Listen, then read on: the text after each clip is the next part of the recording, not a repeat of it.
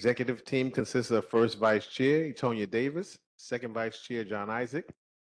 Corresponding secretary is Judith Benitez. Recording secretary is Jaslyn Farmer, and treasurer is Tolene Dickerson. Today is April 23rd, and our start time is 7:16 p.m. Thank you. So up first.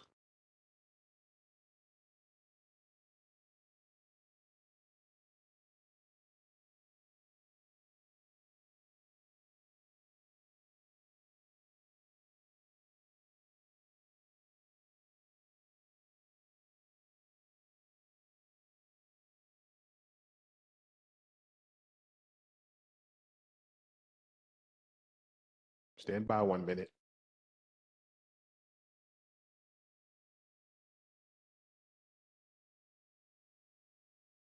Community speaks. Who signed?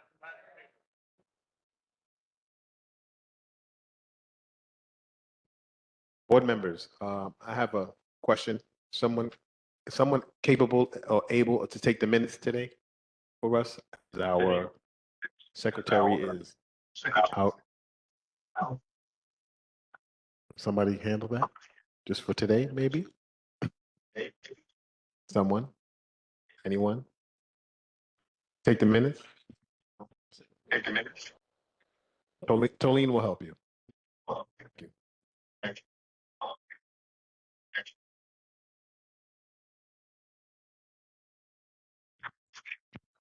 Okay, so we're going to start now. Community Speaks. Joseph Urbina, Uptown Family Enrichment Center. Welcome.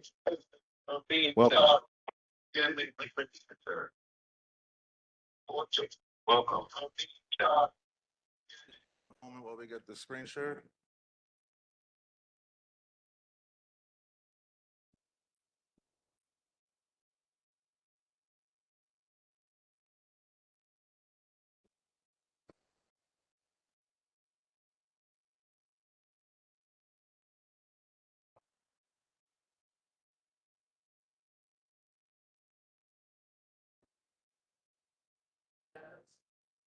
Agenda?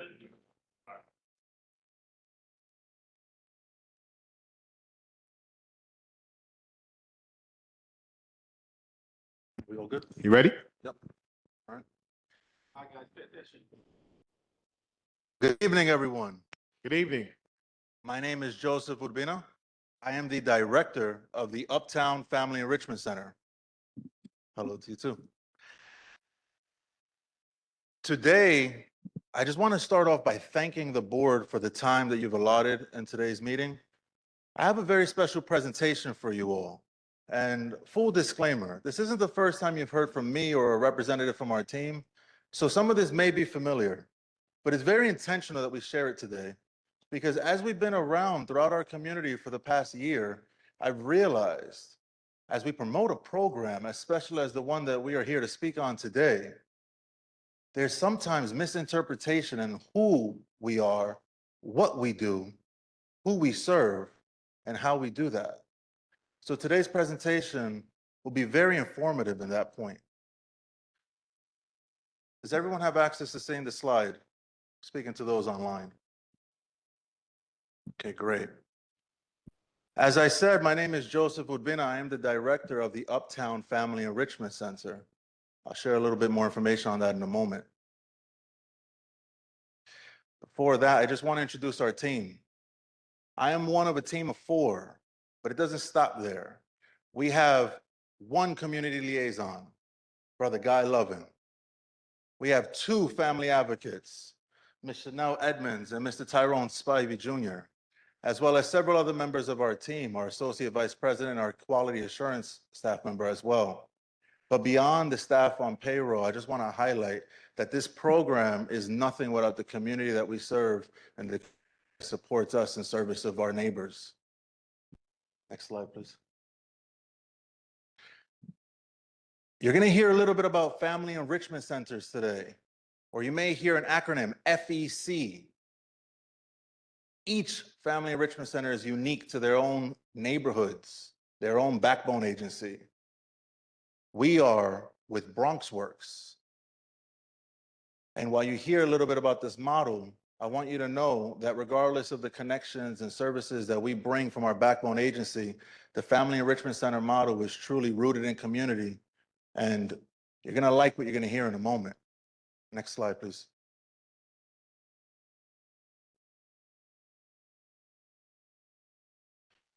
On the screen, you'll see some bullet points about an introduction and what this program is. But more important than what's on the screen, I want you to listen to the actual literature that this program is rooted in. That's the abridged version. But I want to read directly from the source so you know what it is that we do, right? Family enrichment centers are welcoming, family-centered spaces that are co-designed with parents, caregivers, and community members. They focus on strengthening families, promoting children and family safety and well-being, and preventing factors associated with child abuse and neglect. FECs aim to achieve these outcomes through peer-to-peer relationship-based and community-driven support and decision-making. I know that was a few sentences right there, but please don't let that go over your head. I'm going to rewind a little bit. We focus on strengthening families, promoting child and family safety and well-being, and preventing factors associated with child abuse and neglect. We aim to achieve these outcomes through peer-to-peer, relationship-based, and community-driven support and decision-making. There are now going on 30 family enrichment centers throughout the 5 boroughs. And today I represent the Uptown Family Enrichment Center. We serve, we prioritize, we are here for the neighborhoods of Williamsbridge and Baychester. But just like all 30 FECs, we're open to all neighborhoods and all communities, all ages and abilities, regardless of your background, regardless of anything that you bring to the table, the FECs are available for you. But today I'm going to be speaking about the Williamsbridge and Baychester FEC, named by the community as the Uptown Family Enrichment Center. No two family enrichment centers are alike. Each reflect the cultures, strengths, and identities of its family and community members. If you go to Brooklyn, an FEC may not feel the same way or look the same way as one in Harlem or the Bronx or Manhattan. Because the individuals, the families, the stakeholders of the community that get involved with these family enrichment centers, they shape the experience that anyone has at an FEC. Strengthening families has 5 protective factors: increasing connection and belonging, and improving access to resources and supports that are central to the FEC's practice in achieving the model's intended outcomes. While FECs are open to all community members, the model intentionally prioritizes families and children, particularly those who are more isolated and face systematic barriers or who have been historically underserved or under-resourced. Think about Williamsbridge. Think about Baychester. Think about this Uptown Family Enrichment Center you're hearing about and how this free resource that's rooted in community, that's shaped by input such as our residents that are here in attendance today, or even you board members here.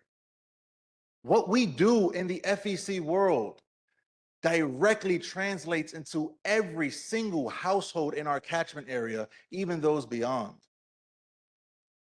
The model recognizes that families are best supported when they are viewed as experts in their own lives and engaged in consistent, culturally responsive, and strength-based ways that honor their knowledge, culture, and lived experience.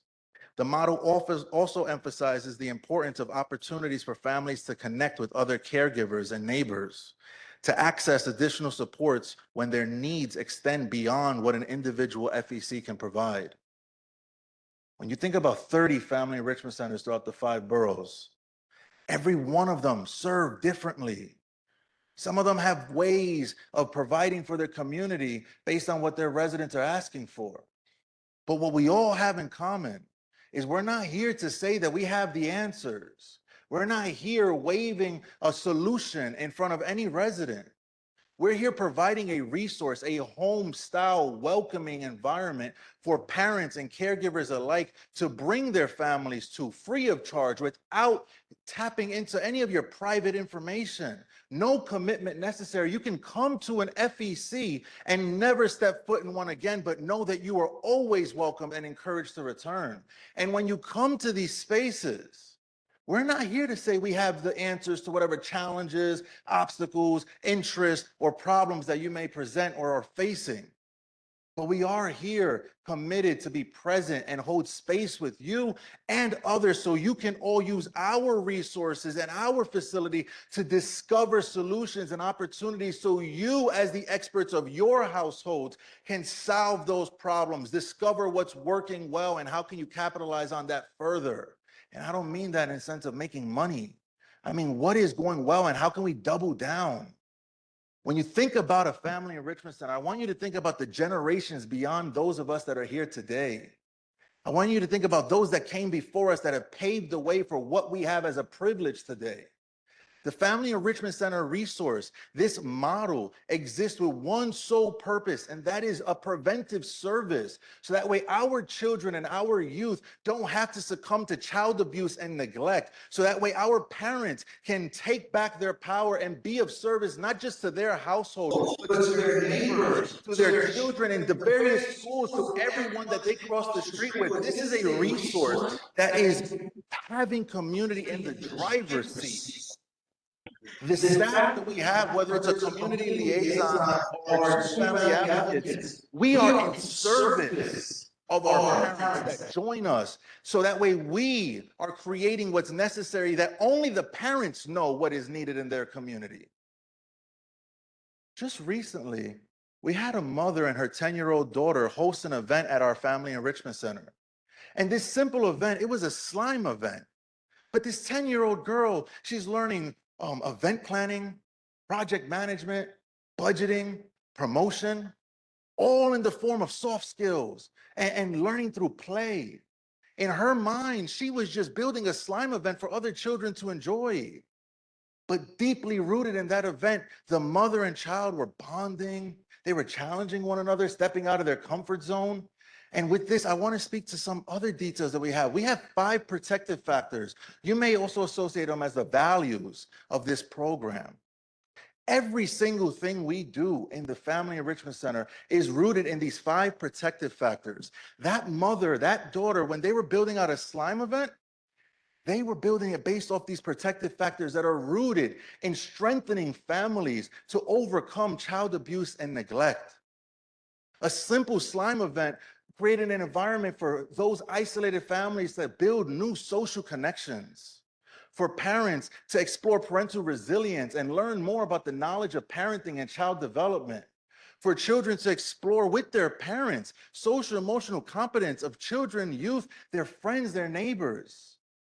Everything we do, it can be a simple bingo event, but what we do is rooted in strengthening families. Regardless of anything that you hear today, I wanted to make sure I read exactly from the literature to you all on what this model is. Because there's this 2 sentences that you really need to meditate on. Not because of an obligation, but because of the opportunity that it comes as. We focus on strengthening families, promoting child and family safety and well-being, and preventing factors associated with child abuse and neglect. And we aim to achieve these outcomes through peer-to-peer, relationship-based, and community-driven support and decision-making. As you hear about more information throughout this presentation, I want you to think about those 2 sentences. Next slide. I mentioned we have 5 protective factors. They're on your screens now. Parental resilience, social connections, knowledge of parenting, child development, concrete supports, social and emotional competence of children and youth. Every single decision that we make in our program not only is informed by community input, but is rooted in these protective factors. We position ourselves to strengthen our family households by promoting these protective factors. Next slide. If you didn't know, a family enrichment center, this is not a child care facility. This is not an after-school program. We're not a community center. We're not a senior center. We are a family enrichment center. We are a home-style, welcoming environment for anyone, regardless of their age, ability, or background, to call their home away from home. Some people come to our space and they seek resources for concrete supports. Others seek community. Some people come to our space and they look for what can we do for them. Others look for what they can do for others. There's no right or wrong way on how to engage with a family enrichment center. But there is one thing you must know. This model is real. It exists. We're operating throughout the 5 boroughs. We really are rooted in community input. Community drives what we do. Whether you're a resident from the Eden Road houses, the Eastchester Gardens, any of the local libraries, public schools, charter schools, wherever you're at that we've been presenting this presentation at, whether you've come to our town halls, our open houses, or if this is your first time hearing of this resource, just know we have a storefront near you. Right off the train on Gun Hill Road. We're located at 3535 Holland Avenue. There's a few details on the screen that speak to our facility. Whether you're in a wheelchair, whether you're somebody that you like different hours versus others, maybe you don't want to come to an event or an activity. You just want to be in a space. When it's cold outside, you want the heat. When it's hot outside, you want to cool down. You want to use the restroom. Your baby needed a private space. You just happen to walk in and we have activities taking place. You may be meeting some new friends. Regardless of your reason to come into a family enrichment center, my number one priority is just making sure that you all know that this resource exists and that you're welcome. We don't pressure you to come, but we encourage you to. We want you to be here. If you come to our FEC on any given day, you'll see that regardless of what event is taking place, whether it's for older adults, parents, children, caregivers, teenagers, or anyone in between those gaps, it's never as special when the community is not present. The place comes to life when you reap the benefits of the space. If I don't hear children laughing, enjoying events, if I don't hear parents asking questions, bonding with one another, are we really open? Are our events as effective as we think they are? Since we started hosting events in October, we've been throwing spaghetti at a wall, darts at a board, based off of the suggestions and input, whether anonymous or by name, from our residents. We've hosted workshops, trainings, various experiences. I want you guys to come and be part of our Family Enrichment Center and shape what we do next. Next slide. We have a community-driven approach. We don't have all the answers, but we have the resources to support you guys so that way you can discover these answers and solutions yourself. The other day, I was giving a presentation to some families and a mom says, hey, is it possible that we can get ballet classes at the FEC since you don't charge for your services? I've always wanted my daughter to learn ballet. I tell parents, yes, we can call any of these local CBOs. We can find a way that we can make an affordable program. We can pay and you come and reap access free of charge. But I can't guarantee that for you. But in that same conversation, another parent comes in and says, you know, there's a CBO, that community-based organization, that provides these same services in the summer at the park free of charge. And now 2 mothers are connecting over a resource that, regardless if it was promoted at a FEC or not, they came into connection together under the same roof. A mother that expressed that she needed somebody to join her for a personal appointment now got support from another parent in the FEC. So that way now, hey, they're supporting one another. That is parental resilience. That is concrete support. That is social connection. Next slide, please.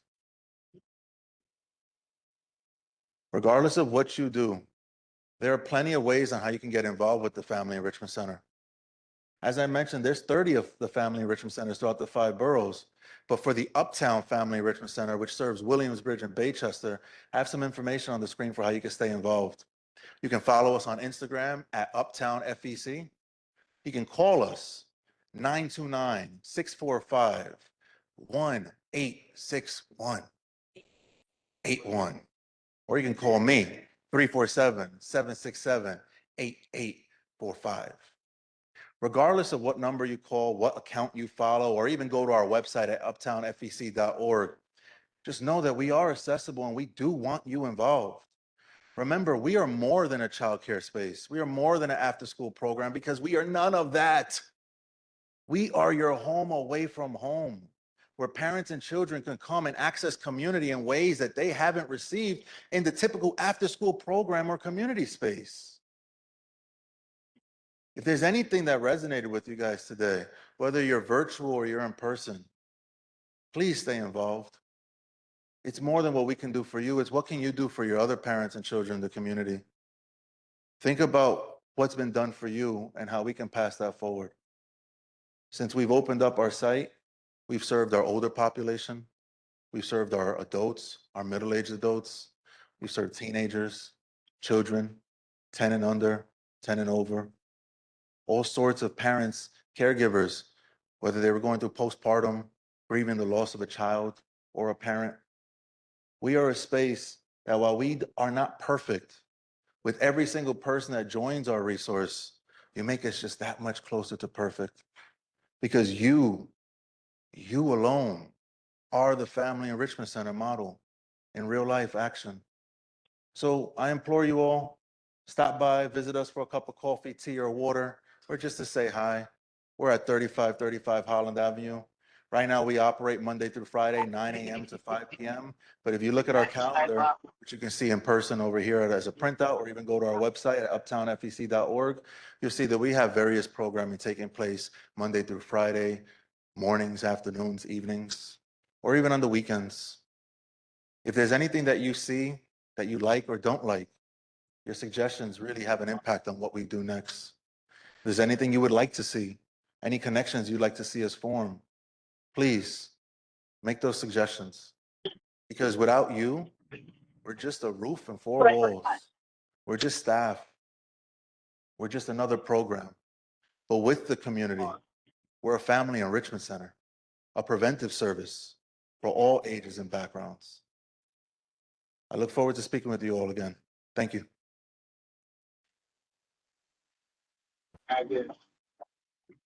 Thank you. Next, No questions? Right. thank you. Next, we have Denise.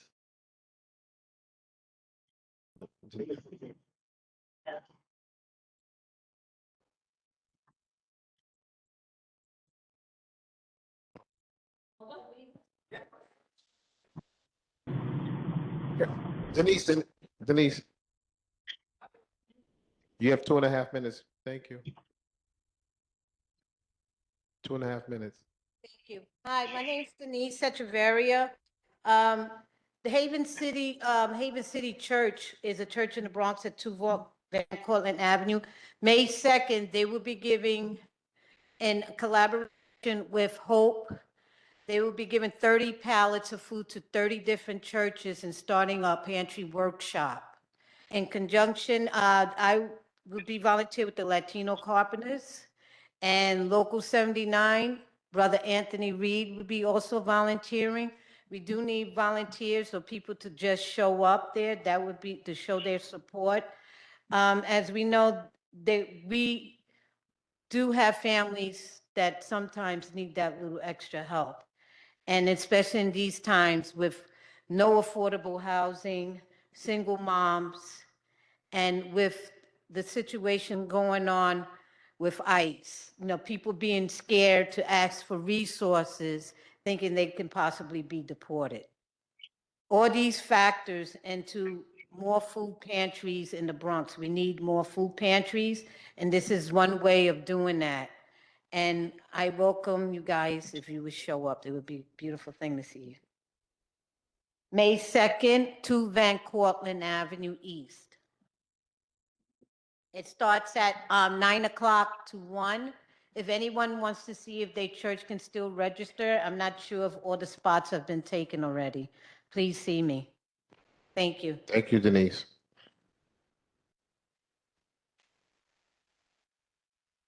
Next up, we have Donald Sibley's. 2.5 minutes. Hello, Donald Sibilis. Still concerned about our transportation on White Plains Road. I know everybody who's walking or driving, and even with the new supermarket, it's challenging to use our business areas if you cannot park. I was dropping my father off the other day, and I was told not to park there, but I mean, he's coming out of the car, he's elderly. It's hard to find places to even discharge passengers, period. So, and if you're an accessoride, it's probably even worse if you had to stop on White Plains Road.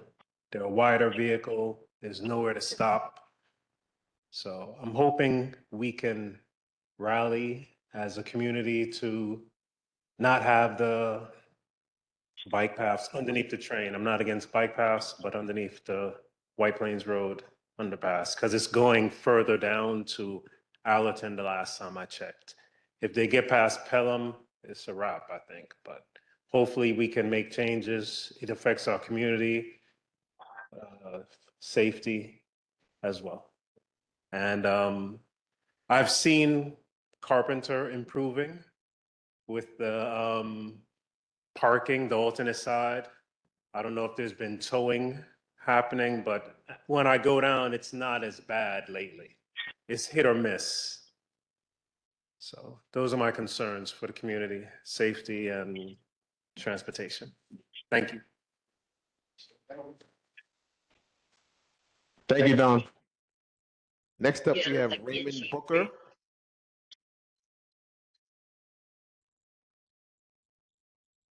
Three minutes, Mr. Booker. Thank you.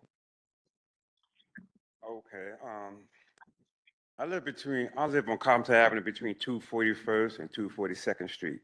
Okay, the concern is cars parked there for a long period of time. When I mean long period of time, I'm talking about at least 2 months. I call it in, and under the New York City bylaw, a car cannot stay in one spot without moving for more than 7 days. The car came, traffic and police came by, gave a ticket, but it still sits there. And that's just one car, but quite a few cars on Carpenter Avenue. They sit there for a long period of time. I know if I ask for a petition to get street cleaning, most of the neighbors may not participate. Because those are the same neighbors that have their cars parked there for their friends or whatever. That's all I'm saying. Thank you. Thank you. Thank you.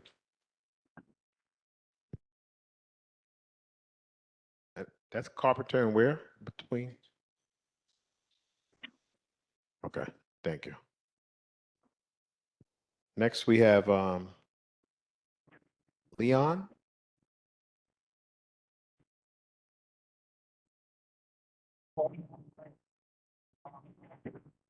You have 2.5 minutes, Leon. Good evening, everyone. This is my second time being in this meeting since this year. I'm not being taken seriously, and I have good intentions. I worked with the justice system before, and all I'm getting is just running around here and there from different people with issues and crime, what I know about and have information. And I don't care who wanna get sick and tired of me, but I'm not getting sick and tired of I need the satisfaction and the justification what I needed. I even called the precinct to get the dates for the regular community meeting. I called morning, they transfer me to the community affairs line. Nobody answered the phone. I called in the evening. The officers at the front, they say they don't have that information for me. Call back later on. And I'm a working man. and I didn't have the time to go down there to get it.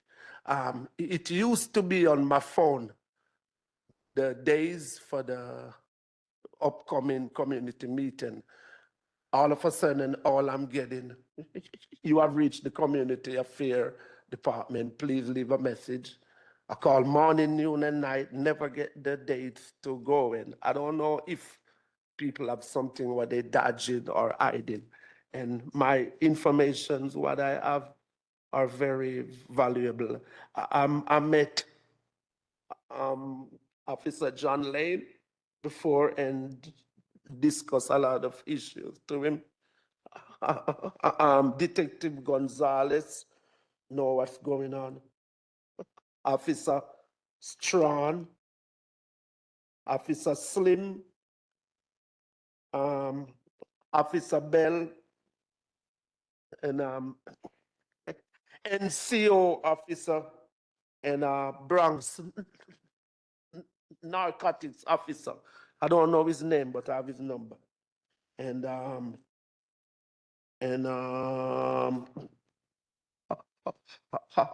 Officer Colorado, and Officer Garcia knows about it too. And I'm just getting, no, I don't want to call no one name or give no special address to let nobody think that I'm trying to inform on them. I'm not getting the help what I need. And I work with 47 before to solve a homicide case. Okay, And now I'm not getting the satisfaction what I needed. I feel like I've been ignored. okay, Leon, you're, Leon, And it's not plenty people Leon, have the excuse, intentions like Okay. what I have, and I'm not giving up. I don't care who want to get tired of me. okay, Because Leon, if- listen, okay, one thing, if your I time is pick up, your time is up, Leon. Leon, your time is up. You see how Leon, they come and lock me Leon, your up, time is up. arrest me. Now, now you need to speak to, The only thing I'm getting is the running around. Leon, Madam President, can you address Mr. Leon, please? She's the 47 precinct, yes, please, if you don't mind. Good afternoon. I'm Cheryl McNair from the 47th Precinct Community Council. I am the president. Leon has been with us. As you heard today, we're not sure of what the issue is. However, our next meeting is going to be May 13th at Eastchester Presbyterian Church on Fish Avenue. I believe it's 3154 Fish Avenue at 7 p.m. Leon, I'll be happy to speak with you to get you that information, and I'll speak with you today to try to understand what the concern is, okay? I feel like I've been having this conversation too because I live on that block. So when we were in committee one meeting, I'm sorry if I overstepped, Chairperson, I apologize. I said I apologize. But I feel like I've been having that conversation too. And when we had this conversation in that committee meeting, that was my thing, was what are we doing now to help what's going on Mickle? So I've had Mr. Campbell, I got this. Mr. Campbell, I got this. I got this. Please, I got this. I got this. Because if you stand up, it's going to make it worse. So just let me finish speaking, please. Thank you. We heard you speak, so please let me speak. I feel like that's respectful, right? okay, So as I was saying, I had this conversation before in the committee meeting, and that was my thing, was that there's still ongoing crime, and I've had this conversation ongoing. So I understand Mr. Campbell's frustration, because sometimes when you're not seeing stuff happen in real time, you start to get upset. We have had one victory on Mickle, which is getting the new light, which was like a big deal for me because that's something that we have been waiting for. But now it's like, when is that light going to get installed? Because we know that it's not going to be today, it may not be tomorrow, it may be a month, it may be 2 months, or whatever it is. but the crime on that block is still going on. And it's a very ongoing thing, and it's concerning because if you go there at a certain point in night, it is pitch black over there. I deliberately don't walk over there after a certain time. And remember, I even gave that analogy of Mr. Softy in that meeting. I love me a good Mr. Softy, even though it's $4, but I will not walk over there to go get it. Thank you, Dominique and Leon. So, Ms. McNair, you spoke with her, spoke with Leon. So hopefully we can get a resolution to this. No, Leon, that's it. It's over. Thank you. Next up, we have elected official representatives. We're going to go with Bianca Stevenson first from the Bronx Borough President's Office.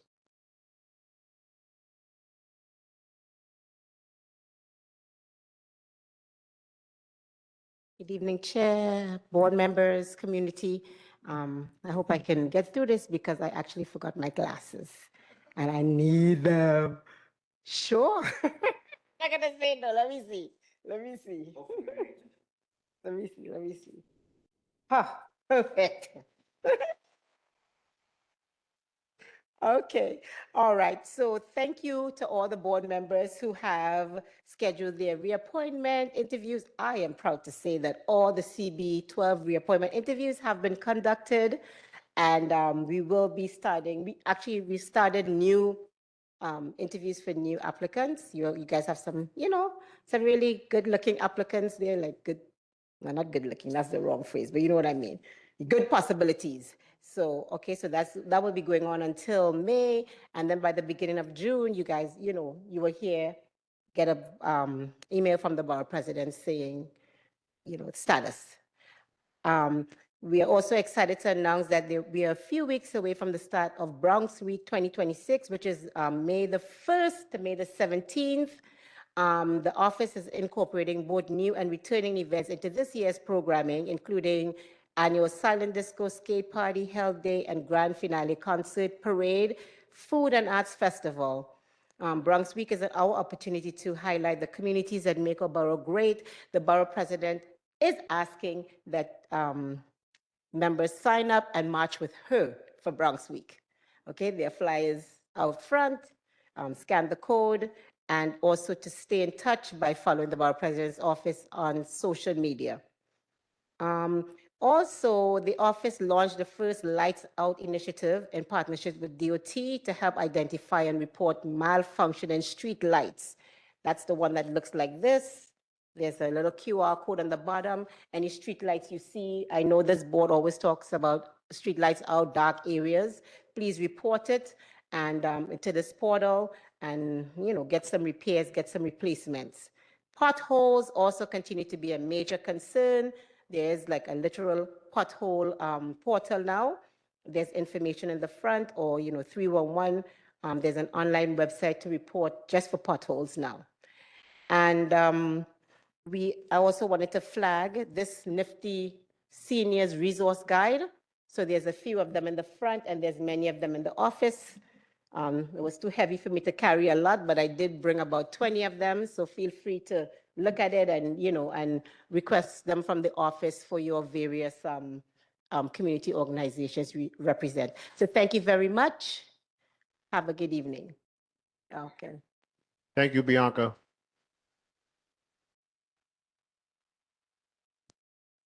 Next up. Thank you, Bianca. Next up, we have Andy Tercios from Councilmember Kevin Riley's office.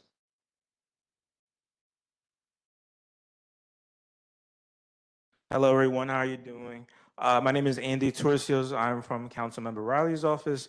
I'm going to start with a few pieces of legislation that I wanted to talk to you guys about tonight. First is the legislation I think I brought up a month ago that we're still waiting for feedback on from the mayor's office, and that's Intro 0409.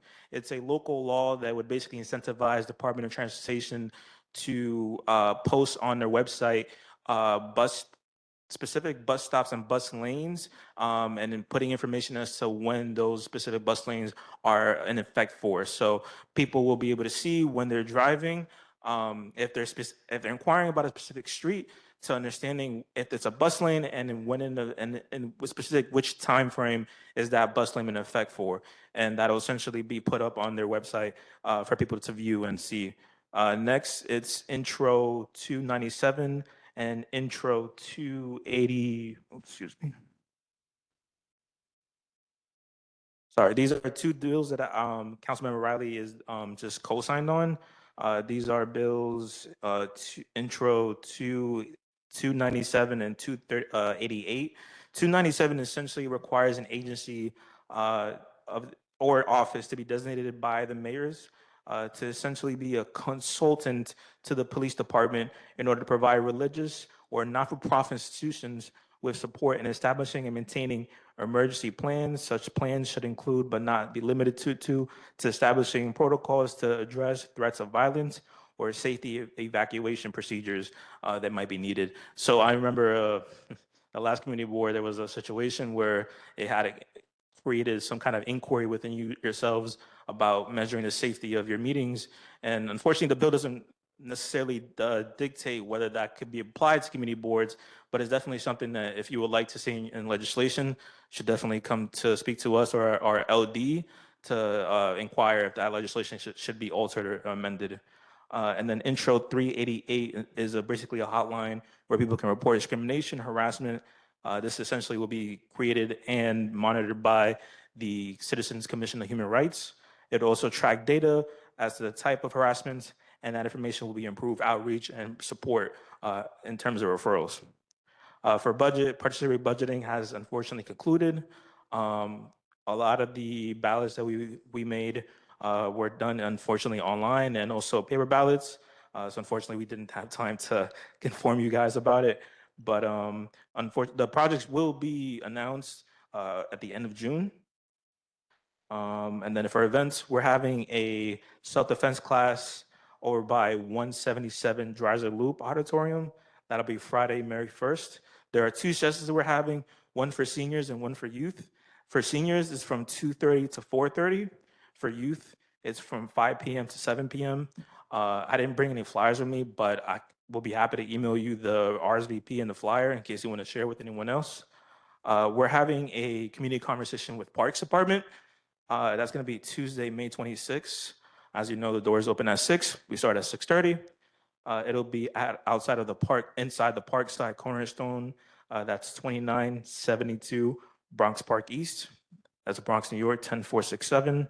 And then finally, at the end of May, we're having a housing resource event. It's also a Know Your Rights, HPD in your district. We're going to be having a van outside out of Raymond Church. Essentially, HPD will be there to ask any questions regarding any harassment claims, issues in your specific units that have not been corrected by your landlord, and any way that they can assist you with that. So that's going to be 3360 Fish Avenue on Wednesday, May 27th, outside of Raymond Church from 3 to 7. And that's it. Thank you, Andy. Thank you, Andy. Next online, we have Ron Jordan from the Congressmember Richard Torres' office. Thank you so much. I just wanted to say there's a couple of things that have just come through. Congressman Torres was able to secure $700,000 federal funding for Hostos Community College to renovate its library. This is a critical investment serving over 6,000 students and will modernize the space that hasn't been significantly updated since 1990. The funding will expand access to technology and ensure students have the tools they need to succeed. Simply put, investing in our schools is investing in the future of the Bronx. Back in the district, Congressman met with the chair of the, the House Financial Services Committee ranking member, Maxine Waters. They had a NYCHA roundtable meeting to discuss how more funding is needed for public housing and throughout the country. They also they visited Homestead Bank in the Bronx to meet with leaders of minority depository institutions and community developed financial institutions, lenders specifically chartered to serve low income and underserved community that the biggest banks won't touch. We talked about threats to the CDFI fund, deposit insurance reform, and Trump's executive order that are making it harder for community banks to serve minority families. These institutions are the financial backbone of the Bronx. They deserve a Congress that has their back. He also invited advocates to his fireside chat in the Bronx on Sunday, and they are appreciative of the great relationship they have with Representative Torres and his staff. Together, we can end Alzheimer's disease. Thank you very much, and have a great evening. Thank you. Next, we have Renell Ogilvie from Jamal Bailey's office, State Senator Jamal Bailey. Hi, this is Renell from State Senator Jamal T. Bailey's office. Yesterday we had our food distribution. We have our food distribution at the office every fourth Wednesday at 959 East 233rd Street. If you know of anyone who is in need of food, just share the information that we have our food pantry every fourth Wednesday at our office. Also tomorrow in Mount Vernon, we have our financial literacy month panel that is from 4 to 6 p.m. at the Doles Recreational Center. If you know anyone that's interested in that, you can share that information with them.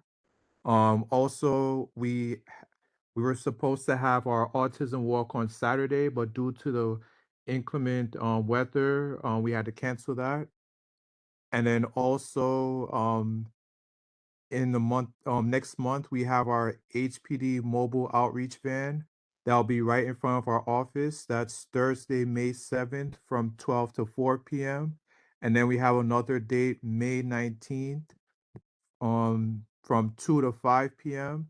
So if you have any HPD related issues, please please come to our office or refer them to someone who needs a solution. So the issues could be preparing to apply for affordable housing, understanding your rights and responsibility, filing a housing complaint, financial improvements and repairs, register your building, remedy violation, and that's it. Thank you, Renell. You're welcome. Okay, next up, we have Anna Cohen from Jeffrey Dinowitz's office. Hello, everyone. Hi, I Anna. just wanted to flag that we have 3 community shredding events coming up next month that is available for anyone who would like to join. Our first one is on Sunday, May 3rd in Kingsbridge, outside of Assemblyman Dinowitz's office at 3107 Kingsbridge Avenue from 10 a.m. to 1 p.m. And then Saturday, May 9th in Woodlawn in front of the Emerald Isle Immigration Center Bronx office at 4275 Katona Ave, May 9th from 10 to 12.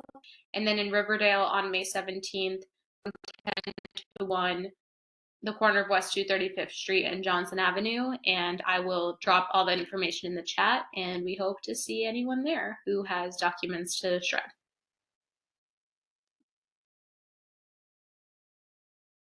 Thank you. Next, we have Carlos Torres from District Attorney's Office, Darcel Clark. Good evening, everyone. Hope everyone is Good doing evening. well. Carlos M. Torres, Crime Prevention Coordinator, Office of the Bronx District Attorney Darcel Clark. I'll put my contact information in the chat box. This Saturday, April 25th from 11 a.m. to 3 p.m., we're going to be hosting our 9th annual Child Safety Fair. The event's going to be located at the Mashula Montefiore Community Center, the Cornerstone, over at 2972 Bronx Park East. And on May 12th, Tuesday, May 12th, from 10 a.m. to 2 p.m., we're going to be hosting our Reentry Employment Resource Fair over at the Northeast Bronx YMCA. And yeah, that's pretty much it. If anybody has any questions, comments, or concerns, please feel free to reach out to me. I appreciate you. Thank you, Carlos. So that's it for elected official representatives. There's no one else online, right? That's everybody? Okay, good. So next up, we have the a presentation by NYCHA, New York City Housing Authority. Are you online? NYCHA representatives? Yes, good evening, everyone. This is Brian Honan from the New York City Housing Authority. And first, apologies for not being there in person, but I'm glad that you asked us to come tonight. And I'm also joined by Jen Steinberg, who's from Beacon, and also Susan Camerata from Wavecrest. They are our partners at Boston Secor. And before we start tonight, I just want to thank the community, especially to Tenant Association President Shemeka, Patrick, and all of the local elected officials for being so supportive of the residents at Boston Secor who went through a horrible tragedy on January 24th. Very early in the morning, there was an explosion in building 3475 Bavonia Street. Unfortunately, the explosion took one life. It impacted 324 tenants and really was a terrible incident. But happy to say that it really did show how New York comes together in times of turmoil, times of tragedy. All city agencies that were important were there. FDNY, HPD, DOB, NYCHA, of course our partners, the local elected officials. DOE provided space for the residents to go, and Red Cross was there in order to make sure that people had food and everything they needed during this really awful morning. Quickly, we were able to mobilize with the help of Beacon, with the help of Red Cross, with the help of the agencies that I mentioned before. That night, we offered all of the households. We offered them hotels, 131 households. We offered hotel accommodations, and where they were kept and stayed in hotels until they were cleared to go back to the development. Excuse me, Brian. Yes. Is there any way Yes. that you can turn your camera on? Oh, unfortunately, I'm sorry, I can't. I had to. I'm where I am. It's just the connection isn't so good. I apologize. Because we'd like to see you in person or at least on the screen. Yeah, if you hold on one second, if you give me a second, I can try to do it. I would have to come off and come back on. Is that okay? Yes, that's fine. Okay, you can give me a second. I'll do that. Just let us Okay. know when you're ready. You got it. Do all you can, Brian. This is Robert Hall. I'd love to see you.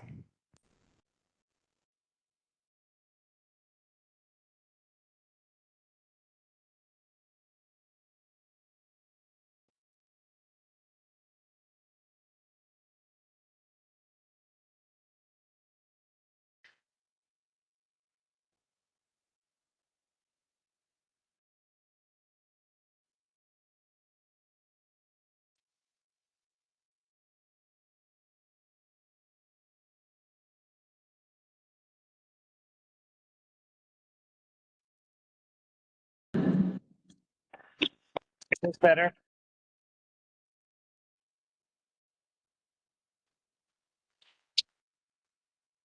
Hello? Okay, thank you, Brian. So much. As I said, residents were offered hotel in the building that was impacted. They were also given meal vouchers and for the duration of their stay in the hotel. All residents in the impacted buildings were given meals for the first 2 weeks of the incident. And I'm happy to say that heat and hot water was returned to the development by that afternoon, by the afternoon of the incident. The entire development continues to experience a gas outage, but we are working with Con Edison and the Tenant Association to get away from gas in the development, and we're going to switch to electric stoves. This residents feel safer, it's cleaner, it's a better solution for Boston Secor, and we're really happy to deliver that. The partial vacate order was lifted on February 9th, and DOB allowed residents to come back. Residents below the 13th floor and below were allowed to come back. 101 households came back. Those were households that passed inspection, HQS inspection, that is a federal inspection that is done. They have all come back. DOB signed off that the structure was sound, and HPD also signed off on the apartments to allow residents to come back. We've held many meetings with the community, especially the Tenant Association and the larger community as a whole. NYCHA, our PAC partners from Beacon and Wavecrest, the commissioner of DOB, and HPD representatives have been at these meetings. Our goal is to make sure that residents feel safe and secure in their apartments and in their development. But we also know that residents went through an awful trauma.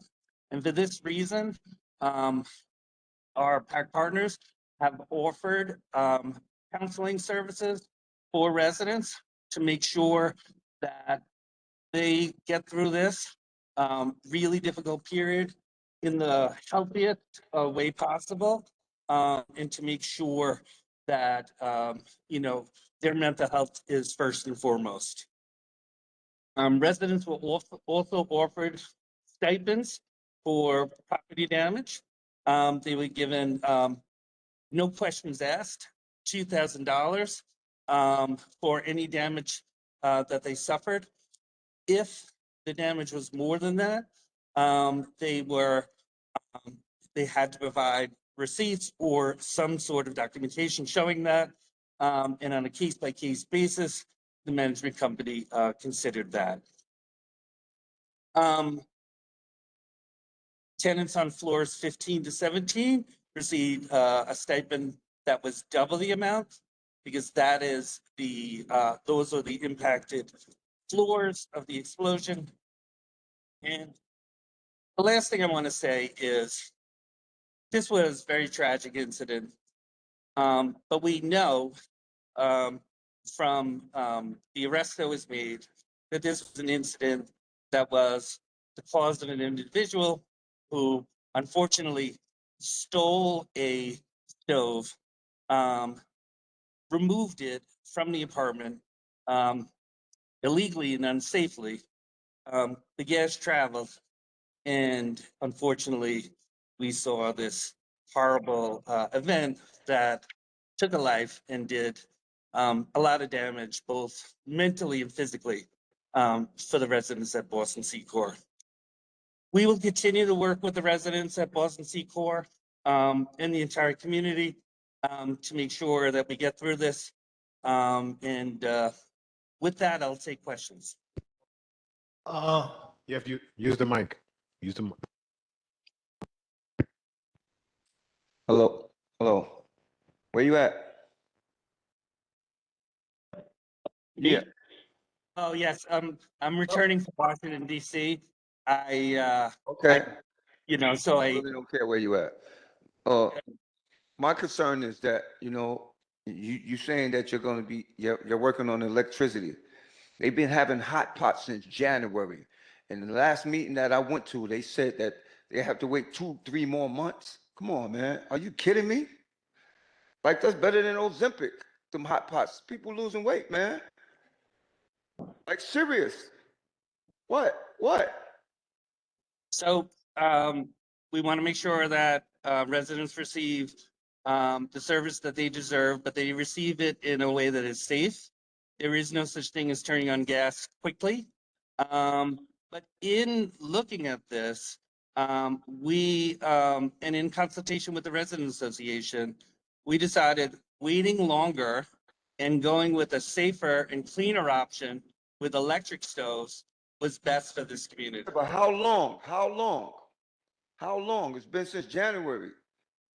May is next week. How long, Brian? Yeah, so we anticipate that this will go on, and we should see residents with electric stoves by the summer. By the summer? How long? When? Summer's, when? I don't want to give an exact I date, think it's a but little ridiculous, man. I think they don't even really need to be paying rent there, man. It's ridiculous, man. Seriously, man. It's so inconvenient, man. It's like, come on, how you accommodating us? How? so again, we want to make sure that this is done safely. We want to make sure that residents get the service that they do.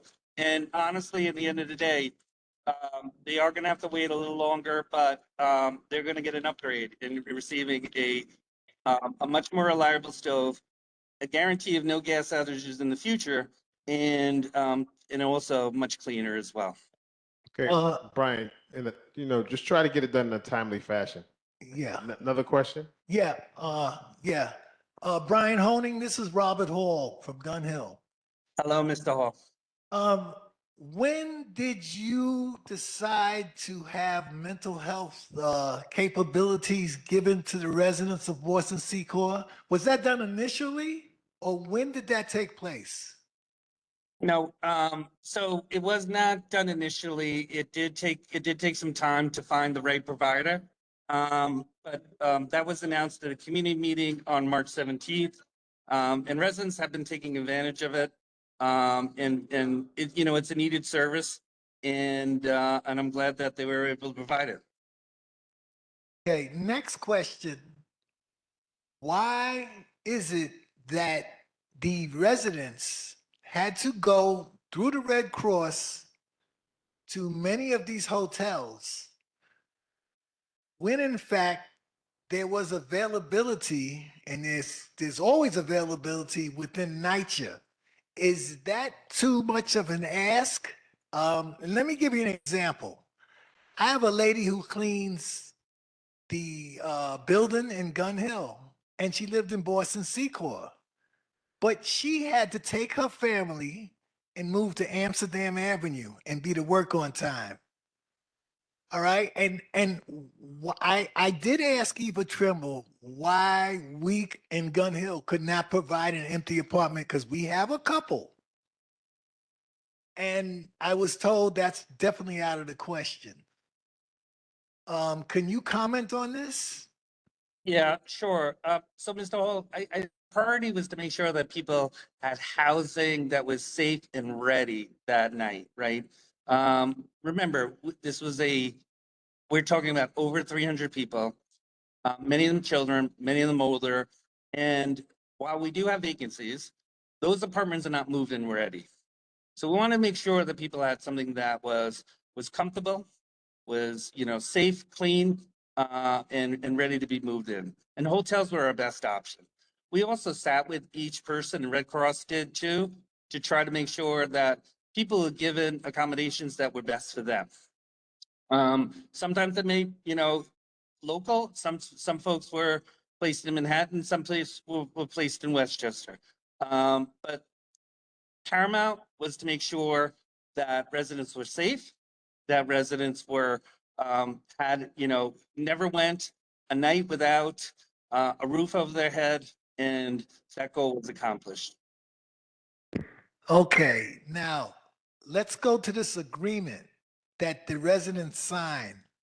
Is there any truth to the rumor that there's a hold harmless clause that the residents who sign this agreement can no longer sue Wavecrest Management for any reason whatsoever by ascertaining these $2,000 funding opportunities? So the agreement was explained to each of the residents. Nobody was forced to sign anything. It was $2,000, no questions asked. So whether you experienced damage or not, you were given, you were given the $2,000. If you felt like the damage was more than that, or if you felt like $2,000 was not fair, you could contest and apply for more money. But for many residents, they felt the $2,000 was sufficient, and they voluntarily signed. Well, there seems to be a controversy. The reason I'm asking this question is because if they were not forced to sign anything, and of course you gave them their mental health, and they were receiving this mental health at the same time, all right, my question becomes, who in their right mind would be able to make a decision of this nature under those stressful circumstances? It's all the $2,000, and maybe Jennifer can help explain a little bit more, is related to property, right? It is not related to other things, but it's related to property.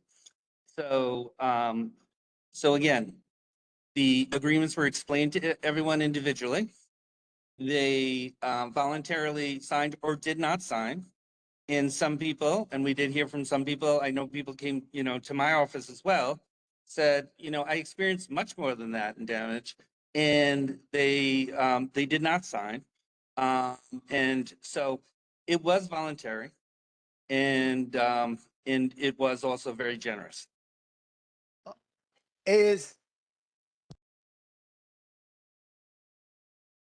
Hello, hi, my name's Denise Echevarria. Did they have access to an attorney, or are you just saying it was verbally explained by you guys? And if so, what witnesses did they have? Because I'm pretty sure to sign a legal document of that magnitude, you need a witness, you need a lawyer, and the person who's signing it. So Can you no, answer my question? yep, I'm answering. Maybe, so I was not there, but I do not believe attorneys were provided for this document. Okay, so you're factually giving us secondhand information right now, and you're violating those tenants' rights. And I'm appalled and disgusted that you said it was to cover damages. There's no covering damage of that magnitude of mental health and stress to these families and their children. Once again, the $2,000 was not for mental health. It was not for other, other related damages. Putting a price tag on these people's lives. These are desperate people who live in poverty already. Without an attorney present, you had them sign documents, signing their rights away. It was for property. Shame on you. You're disgusting. Okay. Thank you. Okay, Mr. Honing, I just. Robert, Yeah. other people have questions too, so I just. Oh, go ahead. No, go ahead. Do your last one. Okay. One thing I wanted to know, and I will say this because I was with Keith Ramsey, and he speaks very highly of Wavecrest as far as Eastchester Gardens is concerned. I just want to know, as far as the New York City Housing Authority, how far is this bidding process going to go with Wavecrest Management having the opportunity to ascertain housing developments? Can you speak on that? Sure. I think you're speaking about the PAC program overall, right? It is, so far we have converted 30,000 units to PAC. Wavecrest is just one of our partners. They were our first partners, but we have many different partners. And our goal is to convert 62,000 units. We plan on doing that. TACT, or nationally it's known as RAD, is the only tool that HUD offers to modernize the developments. And once I would like to invite members of the community board to visit the apartments at Boston Seaport to just see the upgrades. If anyone is in the apartments before and sees them now, You can't yell. You can't yell like that. Let him speak. I was the other day, and the apartments are apartments that I would be proud to live in, and I think all of you would be proud to live in as well. Come on. Good evening, everyone. So, my name's Kimon Martin, and I've spoken to our board here and the community. Unfortunately, I'm sort of in a peculiar situation because I have experienced PACT, and I'm a huge supporter of the transformation of NYCHA housing around the city. And I think that PAC works. I think that PAC changes the lives of many residents in our community. But I also want us to acknowledge when our residents reach out for concerns. And one of the concerns residents have shared with us is that there were complaints of gas smell in the unit prior to the day of the fire. And we want to know as a board what the management team did in regards to that, how they addressed that, and if so, why then it led to the situation happening.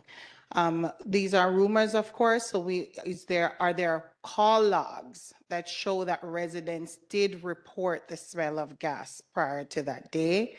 And if there are no call logs, why is that so? But I want to just ensure that to our community here, programs do work and they're not perfect, right? They're not perfect. And so it's our responsibility to question NYCHA and the PAC team on what doesn't work. But I have personally seen these apartments and you'd be proud to live in them. What doesn't work, we want that fixed. No, thank you so much for the question. And I agree, PACT is not, there is no such thing as a program that is a magic wand and a perfect program. But PACT is bringing modernization to many of our developments and bringing the services that people want. As far as the claims that there were smell of gas, I heard those too. I heard those on the day of the incident. I heard those in media reports as well. But when we looked at both 911 and 311 complaints, we did not see those. We also didn't hear those in the management office as well. So if it was, I'm not doubting everyone, but we do not have reports of that prior to the incident. This incident was not caused by leaking gas pipes. It was not caused by an infrastructure issue. This was caused by an individual who unfortunately improperly removed the stove, left the gas to spew upwards, and unfortunately we saw the explosion.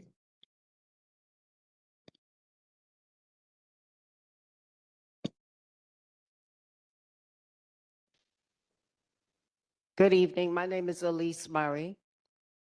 I'm Vice President of the Tenant Association in the Edenwald Development. We're no longer the projects, we're private, only owned. In the future, sir, do you think, well, let me back up. Our apartments are beautiful. They are newly renovated, upgraded, and you would be very pleased to live into these apartments. And if anyone here would like to see a 1-bedroom or 2-bedroom, the president and myself can make that accessible for you so that you can see that. My question I have to you is, in the newly renovated apartments, there are gas meters in the kitchens. Will you guys work to enforce the RAD PAC programs to have those type of things in the apartments? I know you said that this was a person that created this issue, but I think that's a good start and a direction to have. I have a gas meter in my apartment, in my kitchen. So I just wanted to raise that factor. So, so just make sure, I just want to make sure I understand the question correctly. Is it a gas detect, carbon monoxide gas detector? Yes. That is a requirement that we have not only in our public housing, but also in PAC developments too. So there is a requirement to have a fire detector and carbon monoxide as well. And that is, you know, of course, the safety of that, you know, definitely goes a long way and make sure that people feel secure in their apartments. You're saying that you will be making sure that the Boston Secor developments will have that in their apartments going forward? That is correct. And it's part of the HQS inspection. They have, you know, there's one things that they check for as well. Okay, Dominique. Hi. I just had a quick question more so about prevention and also some mental health stuff. So my first question is, what are we doing to prevent this? Are the stoves going to be like bolted in or something so that somebody can't move it again? Because that's something that could potentially happen again. So I'm just kind of concerned about how do we prevent this from happening and also having that conversation. So I don't know about bolting the stoves. I will tell you, I've been doing this for 20 years. I've never seen an incident like this before where somebody rips the stove out and causes something like this. Thank God I've never seen it before, but I never have. But it is a really good idea. And it's something that we'll take back and consider. Yeah, that's all I can say, but I can't commit to it tonight. Okay, my other question is just around mental health. So are there going to be ongoing resources for everybody at Boston Secor? Because as we know, trauma may not hit today, trauma may hit later on down the line.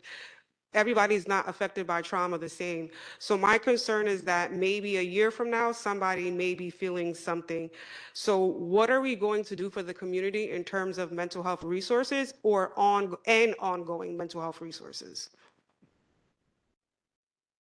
So the mental health does go on. It is limited, but it is but it is going on. Is there somebody, one of our partners who could speak to how long the service is being offered at Boston Secor? I really appreciate that. I don't have that in front of me. Sure, no problem. Hi, Brian. Hi, everybody. I'm Jen Steinberg from Beacon, one of the PAC partners at Boston Secor. Can you just repeat your name? Sure, it's Jen Steinberg. Can you at come on Beacon camera as well? Communities. Can you turn your camera? Yes, give me a minute, please. No problem. Okay.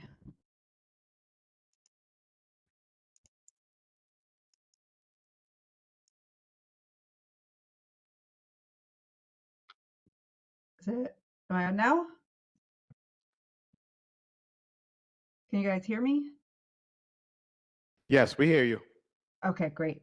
So the Boston Secor grief counseling is going on for 12 weeks. We have 3 sessions a week, and in addition to individual workshops along that time. So they're going on from March 5th through, I believe, May 26th is the last date.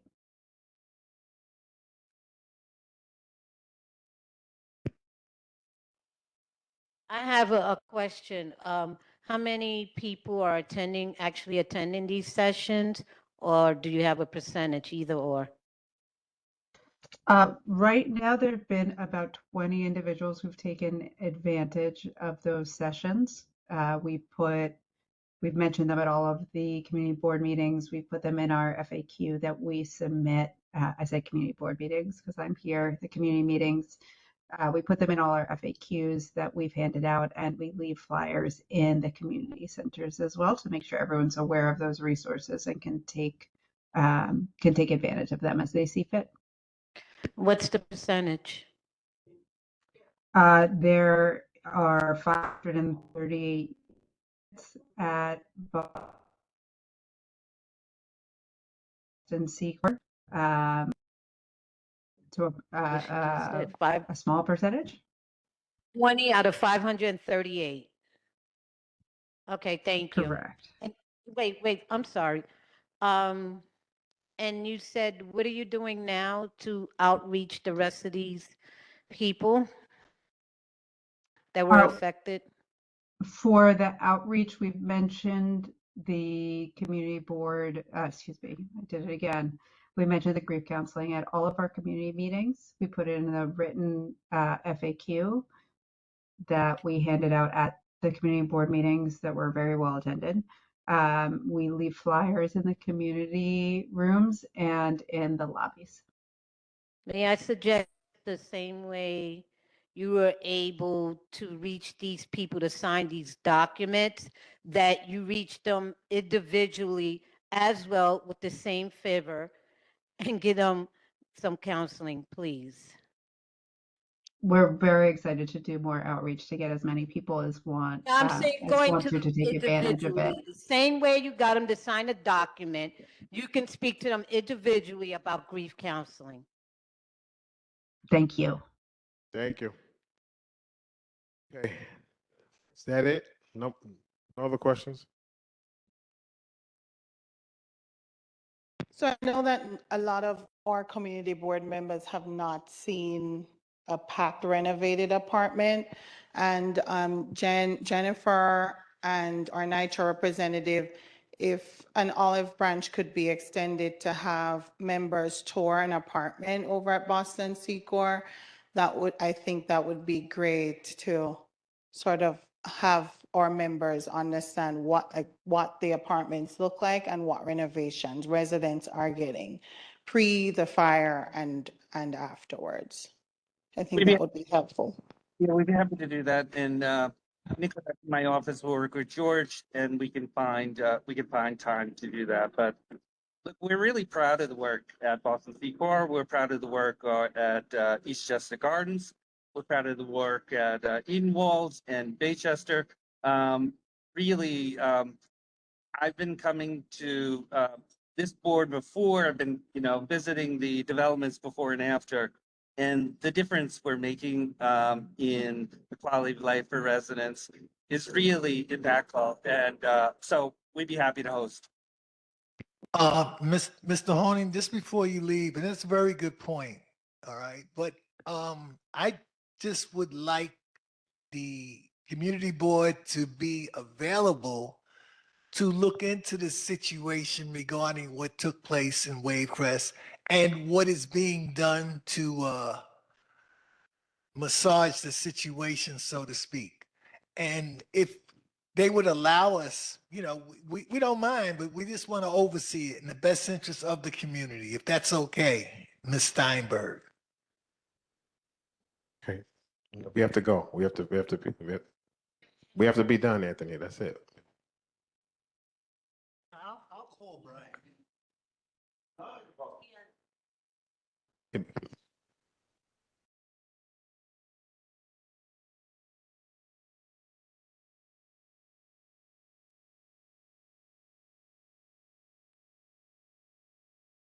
Are there any more questions? We do. Um, Troy, you have a question, Troy?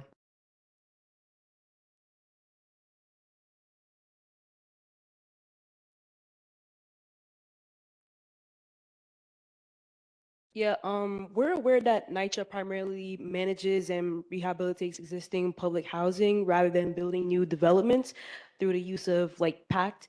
But I would like to know if there are going to be any further changes to prevent fires, such as changes to infrastructure or like inspections.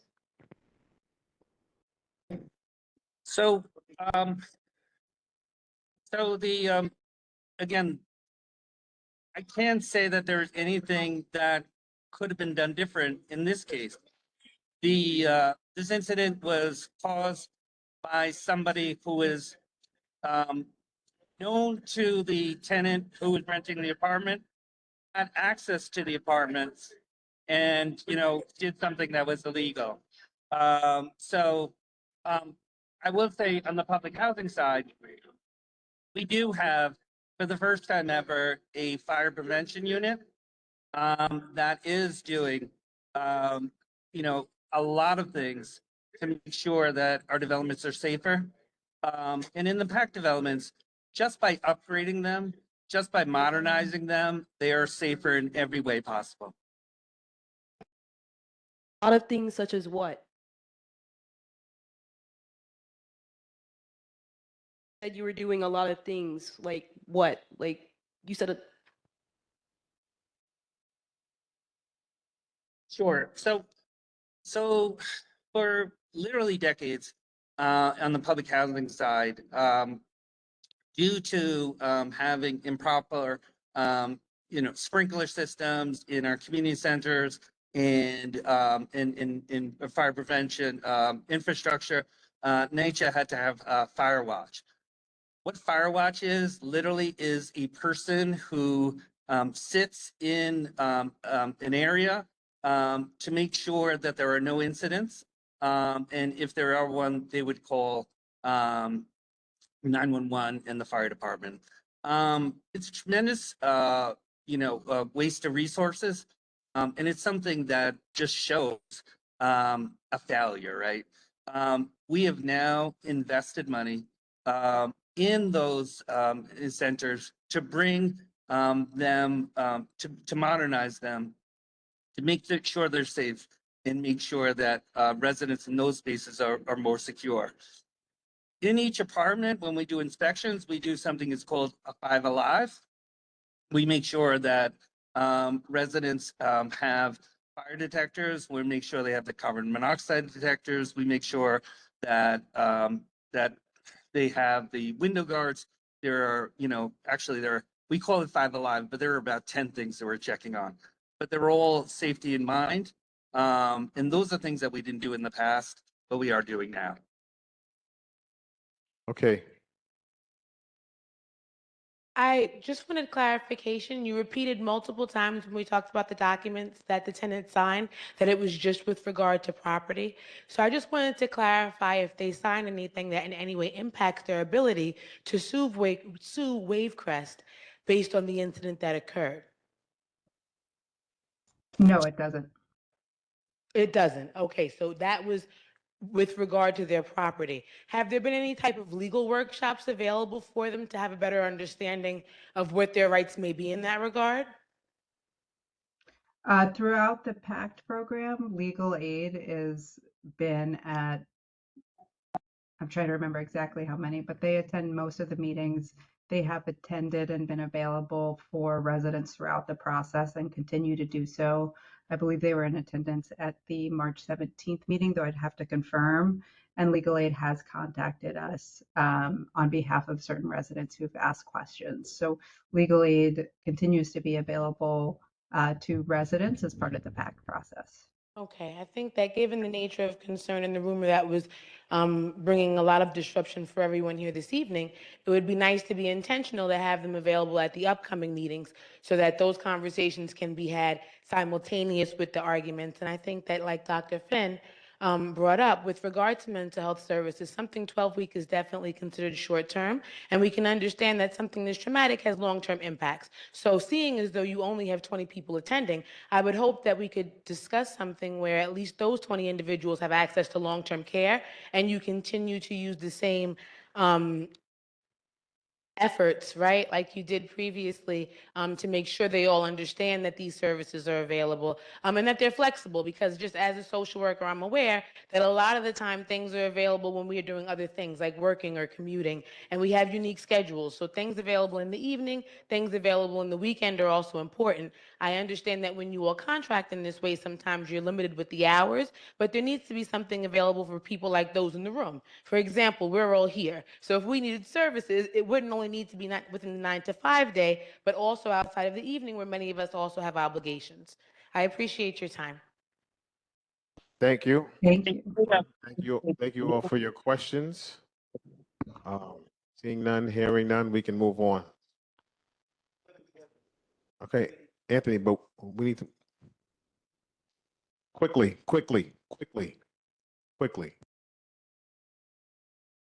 I just would like to please ask the Bronx Borough President. We took a walk around to apartments. I would like to see what she thinks about it. Yes, Vanessa, we did walk around and look at some of the apartments, what he's talking about, and I just like to see what she thought about it. No, just as to the board, if she could bring that her advice to the board, what she thought about it when she walked through, because she did walk, so I would appreciate that, and thank you for the time. Thank you. Okay, thank you, Nitya, Brian. Next on the agenda is we have the approval of minutes for March 2026. We're going to table that until May. Next, we have committee reports. No, committee reports.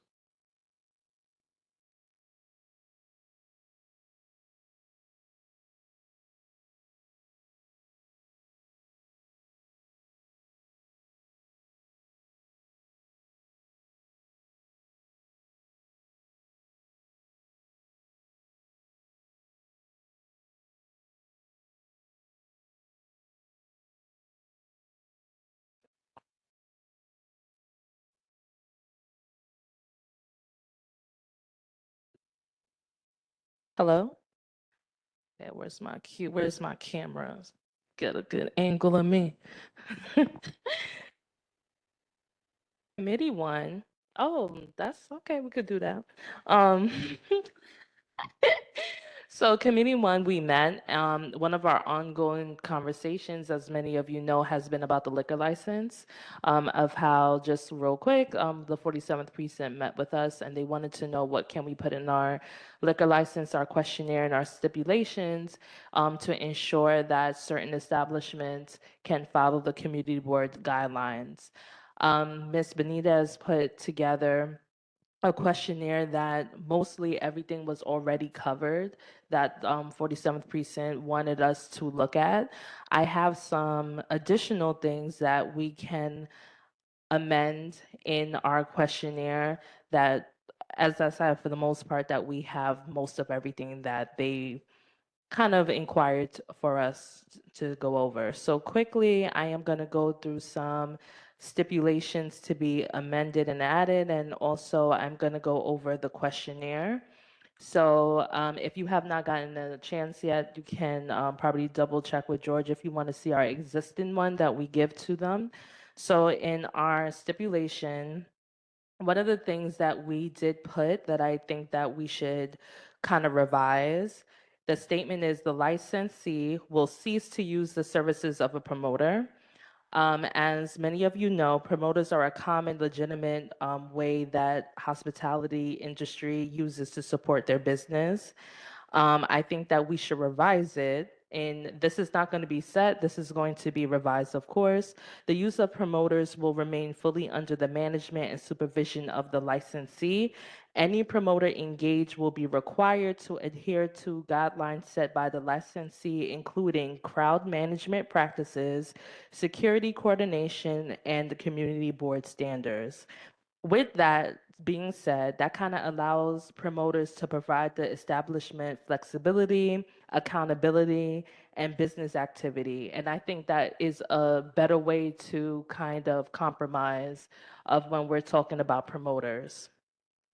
I think that we should add into our stipulation, withdrawn applications will not be rolled over to the next month. We should also add that applicants must be present at the community meeting. Applications without completed information, including petitions and proof of postings, will not be heard at the community meeting. We have a lot of people who apply, sometimes they don't show up, and we want to make sure we're being mindful of time and mindful of applicants who would like to come in. The licensee will cease operating relating to the operation of a cabaret, which includes large-scale entertainment, bottle service, rope line, and dancing. I would like to revise that. I would think that saying that licensees does not intend to operate as a cabaret or a nightclub. Incidental or background music typical of a bar setting will be permitted, and any dancing that may occur will be limited, spontaneous, and not a promoted or primary feature of the establishment. The licensee will not engage in any activity requiring a cabaret or similar public assembly unless they have a permit or any other required permits. So that is our stipulation. I know this is a lot of information. And right after I go over the questionnaires, if anybody has any questions, you could definitely let me know. I think I'm doing a great job.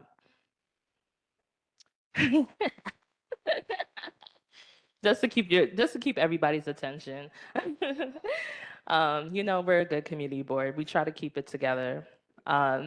So in the questionnaire we have currently, are there any buildings used primarily as school, churches, synagogues, or other places of worship within 200 feet of this establishment? That is great. I think we need to include mosque in that.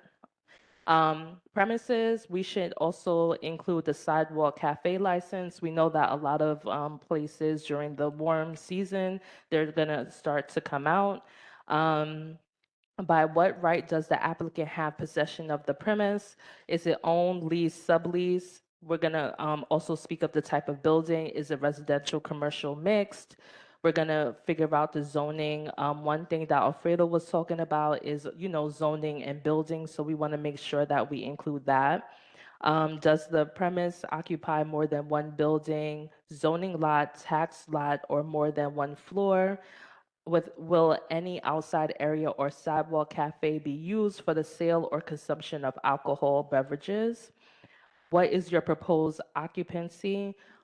Does the premise currently have a valid certificate of occupancy and all appropriate permits? If yes, what is the maximum occupancy for the premise? Because some people is fitting 200 people in places that I don't know how 200 people fit. If yes, what is the use of the group for the premise? If yes, is proposed occupancy permitted? Do you plan to file for changes to the certificate of occupancy? And they need to provide that. Will the facade or the signage be changed from what currently exists as the premise? So Ms. Benitez did the footwork and she did everything. And those are just things that we would like to add to that. I got the information also by our other community boards, which is kind of in line with what everybody's doing. Also, if we look at certain community boards, they have a website. I would like to work with our other community standing committee so we can probably put this on our website so they kind of understand the guidelines. So of course, we're going to give them this information when they come to our community board, but it will be very helpful and useful for them to have that before they come in, and then we could control the traffic. Does anybody have any questions? Okay. Thank you. Next, we have Committee 3. Oh, hold on. I just wanted to know if we were going to get a copy of this. That's it. Just so I have something so I can see. That was my only question. Yes, I will provide a copy. I had it on my phone as a draft, so let me just like kind of work the words. And then because you are part of that standing committee, I would like to show you what that website looks like. So we can have something that is similar, not the same, because that's plagiarism. And I will run the wording a little bit more so that it's a little bit more complete. I just did that for the board to kind of understand me a little bit better. Thank you. Good evening. My name is Talene Dickerson. We are no longer Committee 3. We are Public Health and Education. We, we had, we have our meetings on the third Thursday of the month. We always center around the awarenesses of the month. And so we had Dr. Sherry Samuels and Karen Skinner Parks speak about autism. We also had Ms. Sheba Simpson Amsterdam discuss maternal health. In her discussion, it brought forth a discussion with Javed Malik on maternal health. So these are some of the things we wanted to share.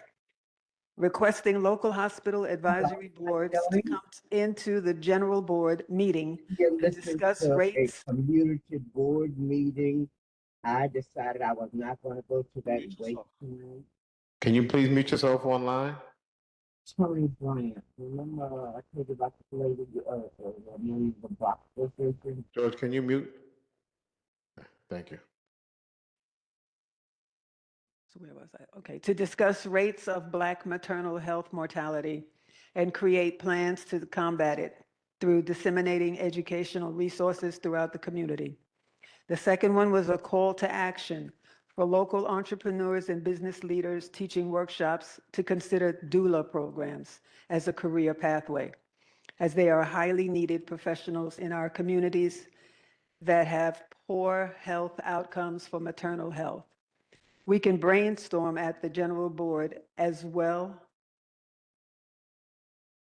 what these kinds of actions could look like and how to improve them.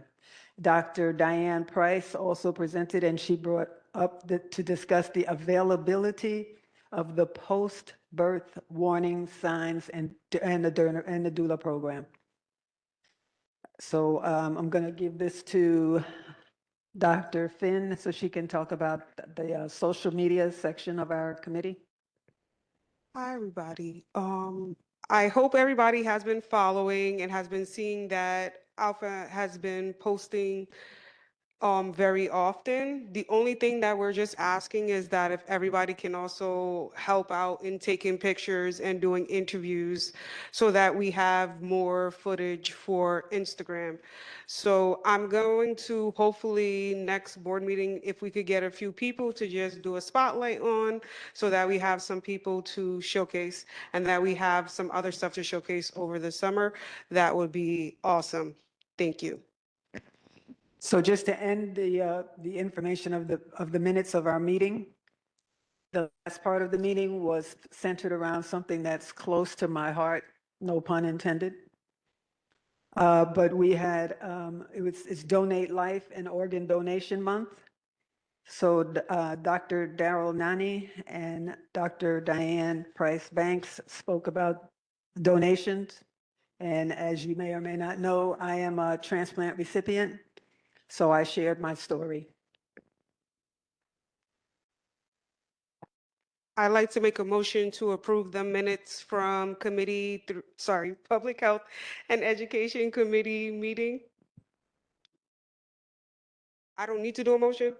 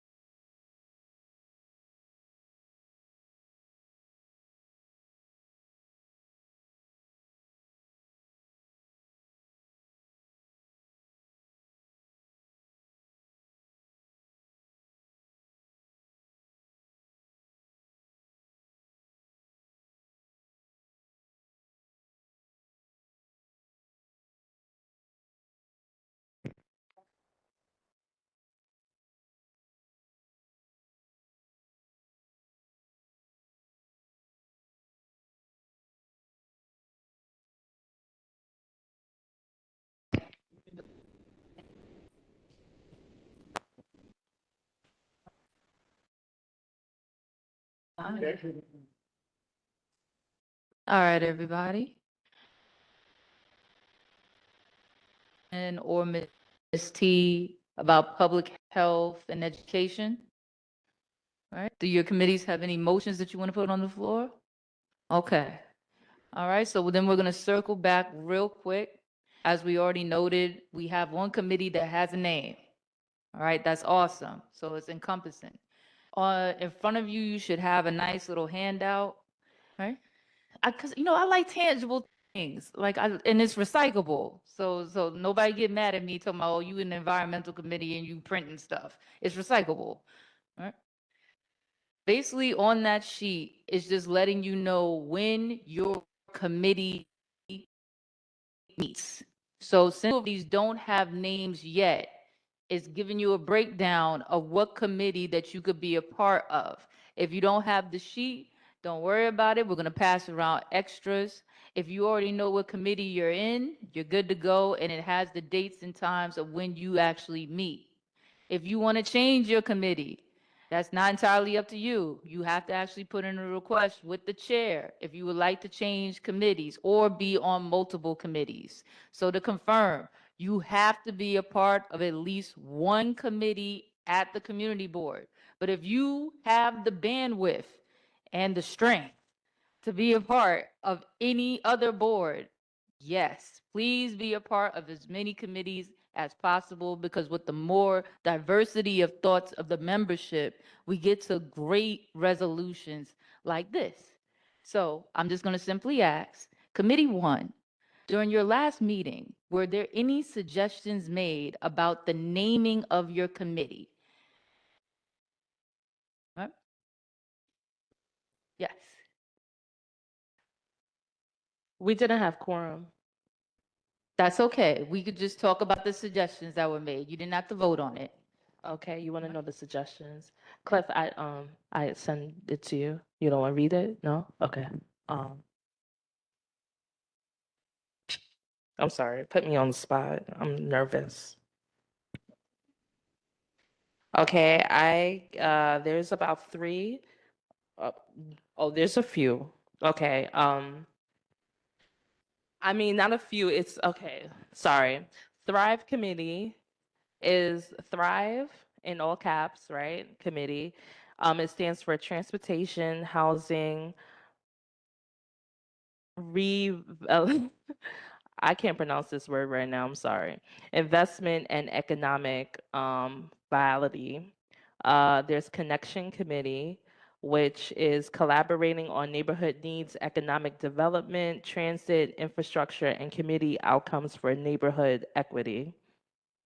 Yeah, that was a mouthful. Okay, so let's put that down. So another connection committee is coordinating neighborhood needs, economic trends, transportation, infrastructure, and ongoing community networks. Too long? Okay, cool. What about coordinating neighborhood needs, economic development, transit, and infrastructure? Shorter, too long. Okay, so basically connection is just the acronym. And then the wording is what it stands for, because we're land use, housing, transportation, and economic development. So that's why it's kind of long, because I'm trying to make sure all 4 is there. Or we could just leave it at Thrive. But Clinton, you got it. So if you want to look at that, that's fine. Can you Thrive is transportation, housing. Hold on one second. I need backup. Say this word for me. I'm tongue-tied. Vitalization? Yeah, thanks. Don't judge me. I have an English major. Investment and economic viability. That's Thrive. Okay, two other suggestions were municipal services, very straight and to the point. Don't do that. Community growth and infrastructure, very straight and to the point.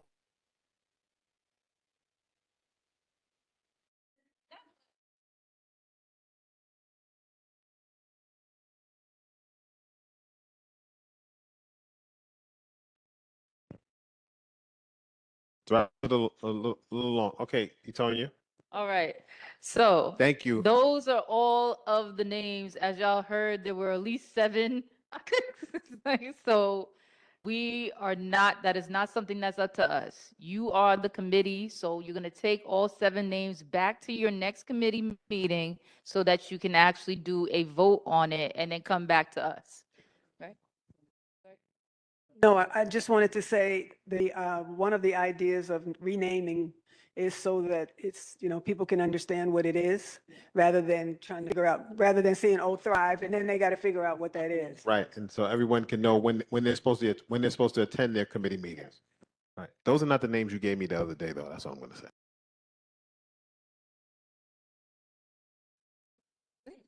She had a few thoughts. Like she had a few thoughts between those days. Like, creativity hits every now and again.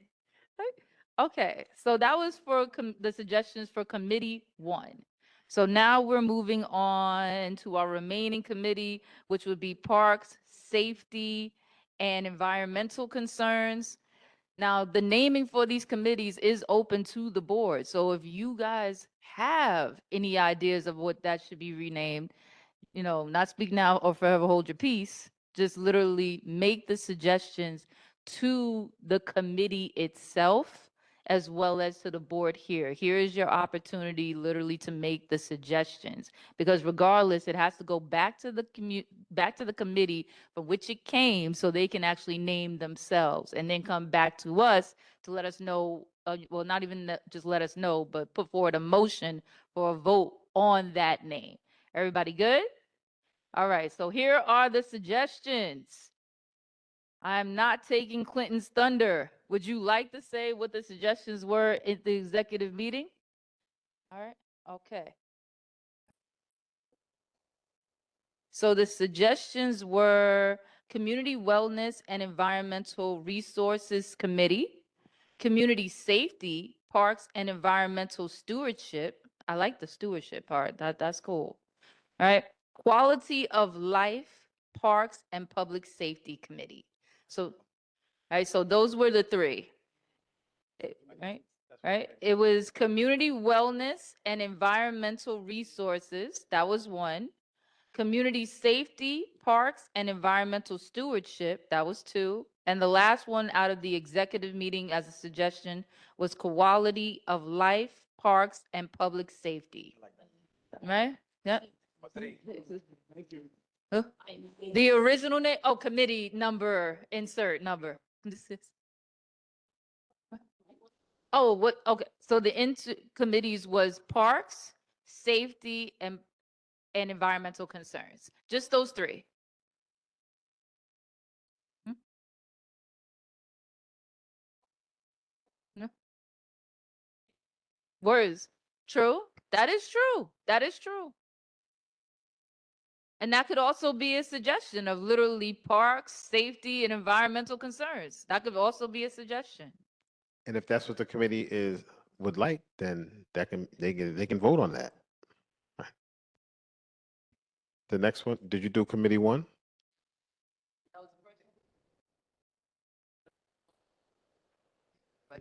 Okay. Yep. But did you give the suggestions that we had from the executive meeting? Yes, sir. You gave committee 1 those? Yes, I did. I didn't hear that.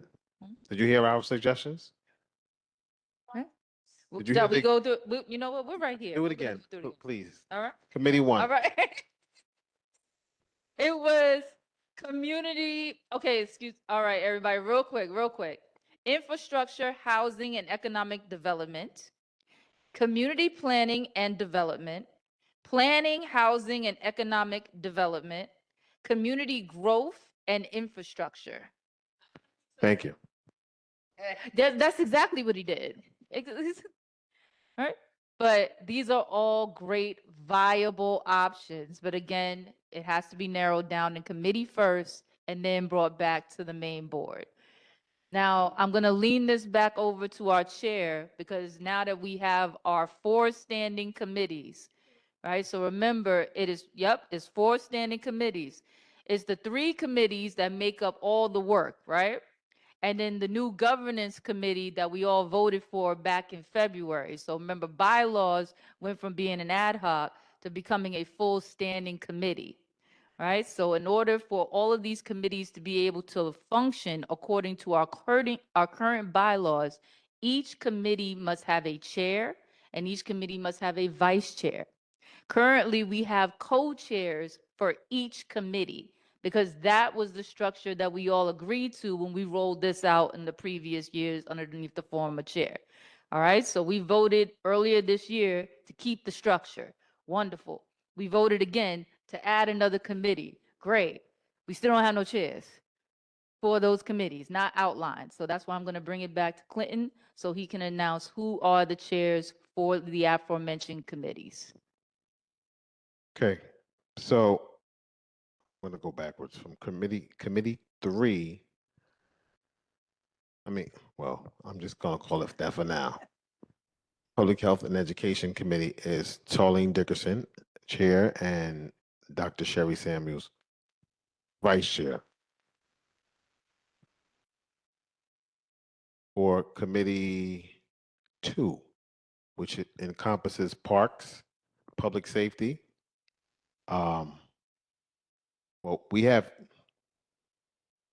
you haven't had a meeting, and so I'm not there for that one yet. And Committee 1, we're working on that too. I haven't completed that one either. But what I wanted to announce was that we're having the governance committee. The governance committee is now consists of bylaws and discipline. Right. But I'm just gonna say, so I am appointing Denise Echeverria as chair and Bobby Link as co-chair of the governance committee. So we need to take a vote on that. And no, right, we don't need to take a vote. Yeah, yeah, oh yeah. All right. Yeah, I just want to make a motion. This is a motion very quickly to consolidate the discipline committee and the governance committee. And the point is that those things kind of go hand in hand. It makes sense and it will encourage more participation by having those things consistent. Because sometimes you don't have a disciplinary issue all year. Maybe there'll be a couple of things during the course of the year. It makes sense to all be done together, and then if there's rules that need to be passed during the year, that can be done at the same meeting. So I would like to make a motion for a single standing committee to be known as the governance committee, to be led by a chair and a vice chair, effective upon adoption of this motion.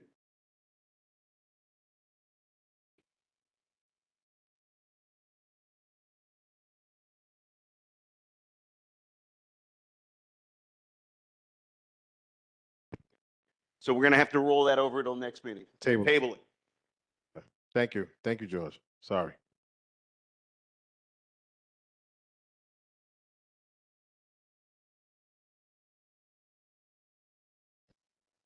Okay, when you have a change in the bylaws, it has to go on the agenda, right? And then it has to be stated, and then the following meeting, then we're gonna vote on it, okay? So it has to go through the whole process, all right? Because the bylaws is a little different from, so. Thank you. So just Sorry. for clarification, what we're doing is just voting next time around to change the bylaw. Yes. No, but the thing is, it has to be put in the agenda, right? So that's gonna be, yeah. Need to give permission for us to change the bylaw. Yeah, it's gonna be, so we're gonna have, where it's mentioned in the first meeting, then, so it's gonna take two months to actually go through the whole process. Just real quickly, governance can still meet because governance has still been assigned, and we do have a chair now of governance, so we can sit down at a governance meeting whenever Denise schedules the meeting, and we can go from there.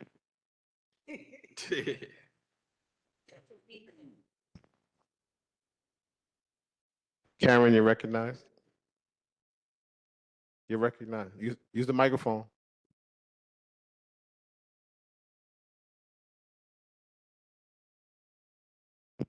So my question is, does everybody have a copy of the current bylaws? That's going to be. May I answer that real quick? So on the paper that I handed out to everyone, that lovely little QR code actually takes you directly to the current bylaws. If you need the paper, or if you don't want to use the paper and you're fancy and you want to use your phone, you just go to our current website and literally click on our bylaws. They're one and the same.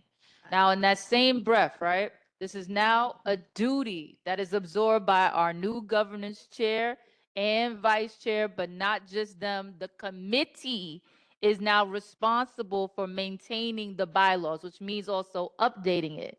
So if you are interested in being a part of that committee or working on that task, please let Denise know, please let Bobby know, please let our chair know, so that we know who is actually in which committee and who has certain interests in other committees. Because everyone here has a position, you know, in the real world, right?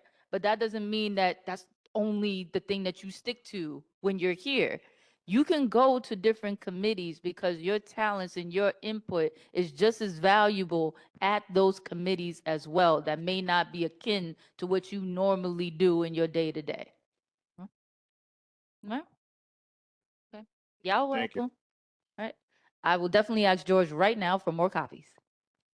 So with that said, I need to know, because we have to appoint to the governance committee, and I need to know if anyone is interested in being on the governance committee, and I need to know if everyone is on a committee at this point. And if you're not on the committee, I need to assign you to a committee. So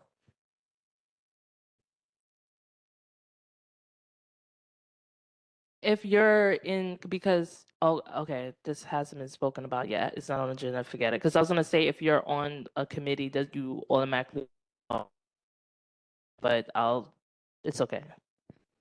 you can be on more than one committee. Is that what you're asking?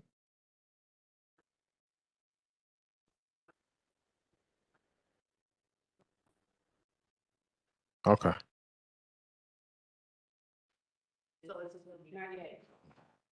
Okay. You're probably doing too much, so you might. No, I'm saying, you don't want to get overwhelmed. Yeah. So I had a meeting with the borough president's office, and the attendance came up about the attendance of the board members, and I think we're about 50%. So they said that they were going to have conversations with some people, but I just, as a reminder, I just wanted to say in-person attendance is a core duty of every board member. This is my chair's report. A core duty of every member. While we offer a virtual option, it's intended primarily for emergency situations and for members with physical disabilities that may prevent them from attending in person. Our work is most effective when we are physically present, engaged, and connected with one another and with the community that we serve. For those who must participate virtually, please remember that the cameras must be turned on. Cameras must be turned. Cameras must be turned on. Remain on for the full duration of the meeting. This ensures accountability, transparency, and active participation, just as if you were seated in the room. Board members are required to notify the community board office when they cannot attend the meeting and request an excused absence for a valid reason. Additionally, if you will be joining virtually, please inform the office in advance so that we can properly record your attendance and ensure compliance with our board open meetings procedures. So I just want to say thank you. We all volunteered for this service. We know that life can get busy, but we must remember that we are a collective, a team, and our strength comes from showing up for one another and for the community we represent. Together, through our commitment, we can continue to make CB12 stronger, more responsive, and more united. So I just want to say our attendance needs to get better.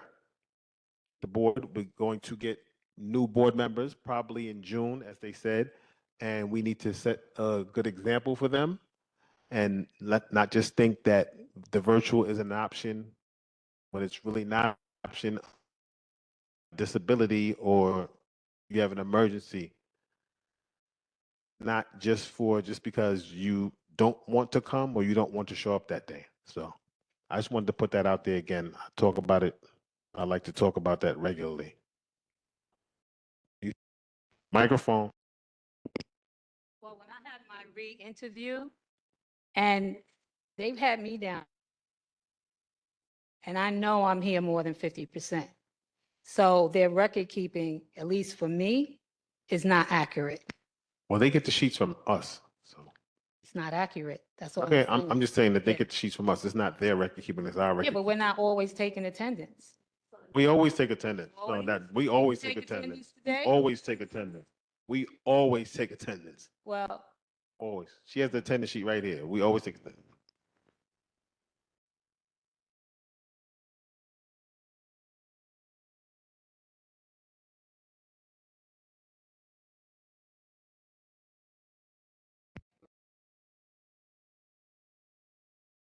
Okay, so that's what I had. New business. So for new business, we're gonna have a update on our community resource fair from Dr. Finn. Hi, everybody. I'm gonna make this quick. So I got a flyer. I'm sorry it's not in color, but I do have a digital copy for the Community Connect resource fair. So if you see on here, there's a little QR code because we try to be fancy and technologically savvy. You can scan the QR code, and I made a Google Doc so that basically if you want to be a vendor, all of it will be on the Google Doc and it'll come to me so that I could reach out to them. If we could get different community things, small businesses, resources, anything, just tell them scan the QR code or reach out to me. My number is also at the bottom of this too. I have about 10 of them, so I'll start handing them out. The date is June 27th from 12 to 4 p.m. So I'm going to say it again, June 27th, 12 to 4 p.m.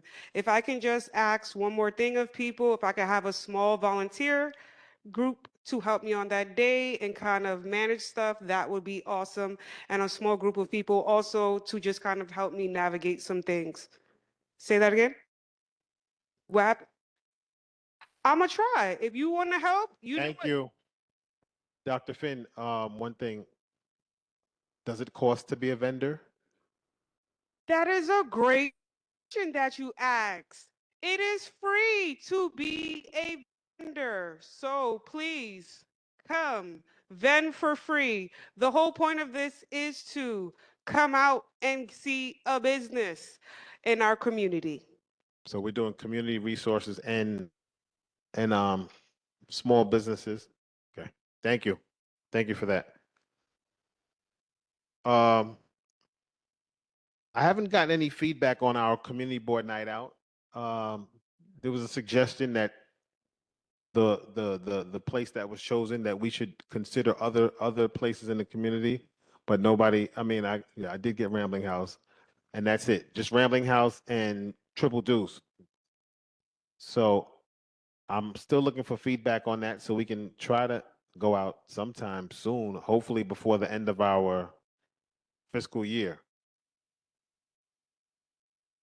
We don't have a date because we don't have a location. Well, our last meeting is in June, so we're off for the summer. But I'd like to get it done before that, you know. So if anybody has suggestions, please notify me so we can try to figure that out. Thank you. Well, we would like all the board members to come. Well, we got to see how many board members want to come. I can't give you that number right now. I can't. And again, on new business too, I would like to do a little more collaboration with our elected officials and invite them to some of our meetings, joint initiatives, and accountability expectations of them. So we'd like to see them more often. Well, we'd like to see our elected officials more often. So we're going to reach out to them to try to get them to attend a meeting.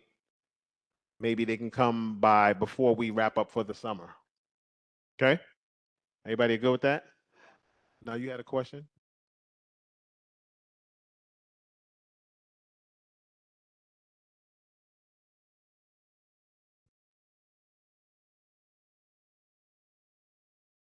You're gonna handle it. You're gonna do new business. I mean, yeah, okay, Denise has something she wants to express.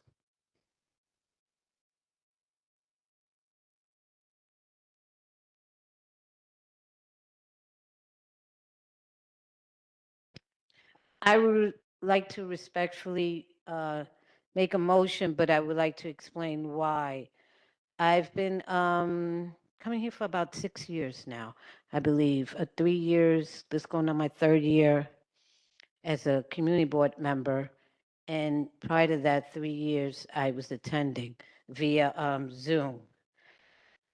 I've never known the district manager to come up with an evaluation. And I'm asking respectfully that we do. And it's not just to bring out anything negative. You know, we can bring out something positive as well. But I think because he works for the Community Board 12, that good feedback, constructive feedback from the community board members would be helpful. So I would like to make a motion that the district manager comes up for evaluation by Community Board 12. Use the microphone. I would like to second the motion. So the current motion on the floor is to have an evaluation, a completely fair and transparent evaluation of our district manager's work. So that would literally be from the beginning of your term, okay? Anyone that wants to do a retro evaluation, we're not saying you can't do it. We're just saying that that's not what we're asking for right now. What we're asking for right now is for an evaluation of this year of his work. There will be a survey that will be available that every other community board utilizes to evaluate their district managers. Because as Denise was saying, you know, it's been a while. George has been with us how many days? Well, reason why I'm asking, because I've known several excuse me, I'm have the floor right now. I've known several community boards that do a yearly evaluation of their district manager. And again, I'm saying respectfully because, you know, constructive criticism can only help our community board 12 grow. Right. And that's the only reason why I feel this is necessary. In the whole 6 years, I can only speak to what I know. The whole 6 years, I never once known the district manager to come up for evaluation on Community Board 12. Who's second?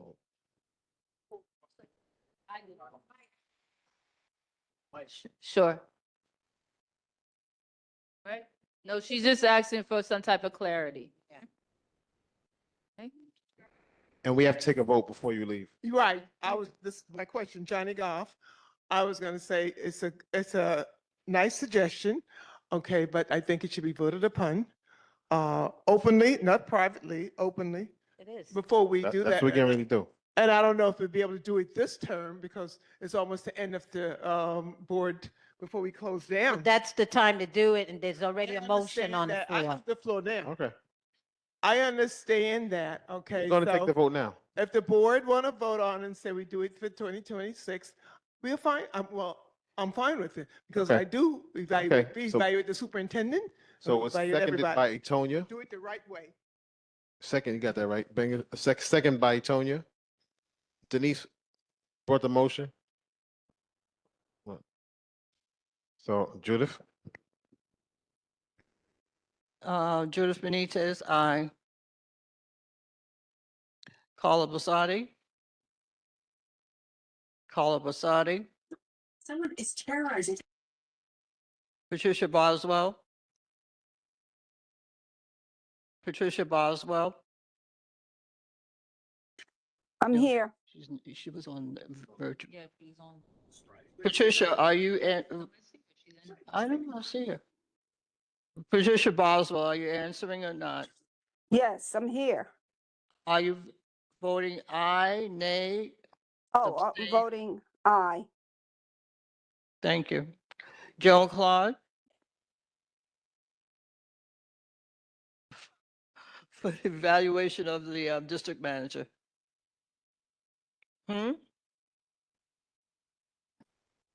Terry Cotton. Etonia Davis. Aye. Tolene Dickerson. Tiara Donaldson. Yeah. She's, thank you. Denise. Aye. Jocelyn is excused. Alfredo. Sabrina Fisher. I know. Excused. Johnny Goff. Sheila Grierson. Abstain. Thank you. Robert Hall. John Isaac. Alpha. I see Alpha, so he's absent. Okay. No. Robert Link. Javi, I haven't seen, he's not present. Mark is not present. Lucille Martin. Chemo. Nay, thank you. Maine. There she is. Yeah. Antoinette, I haven't seen at all tonight.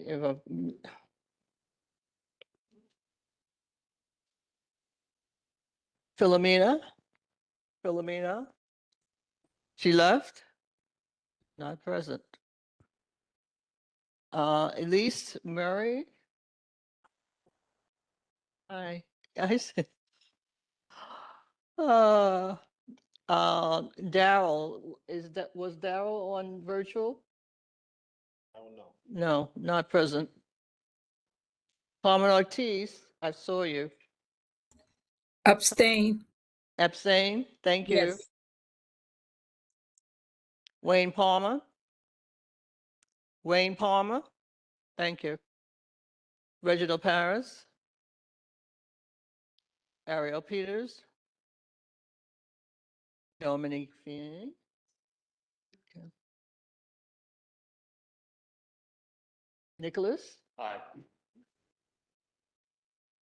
So, Sherry Sams is excused.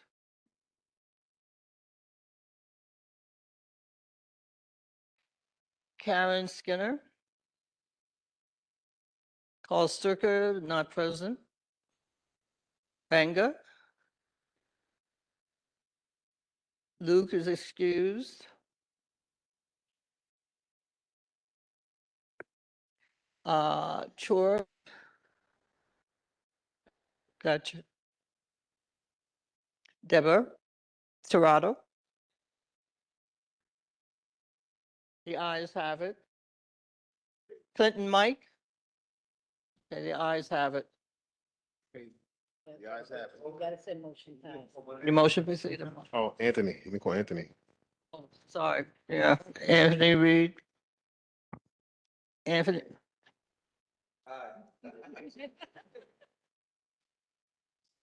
Sorry.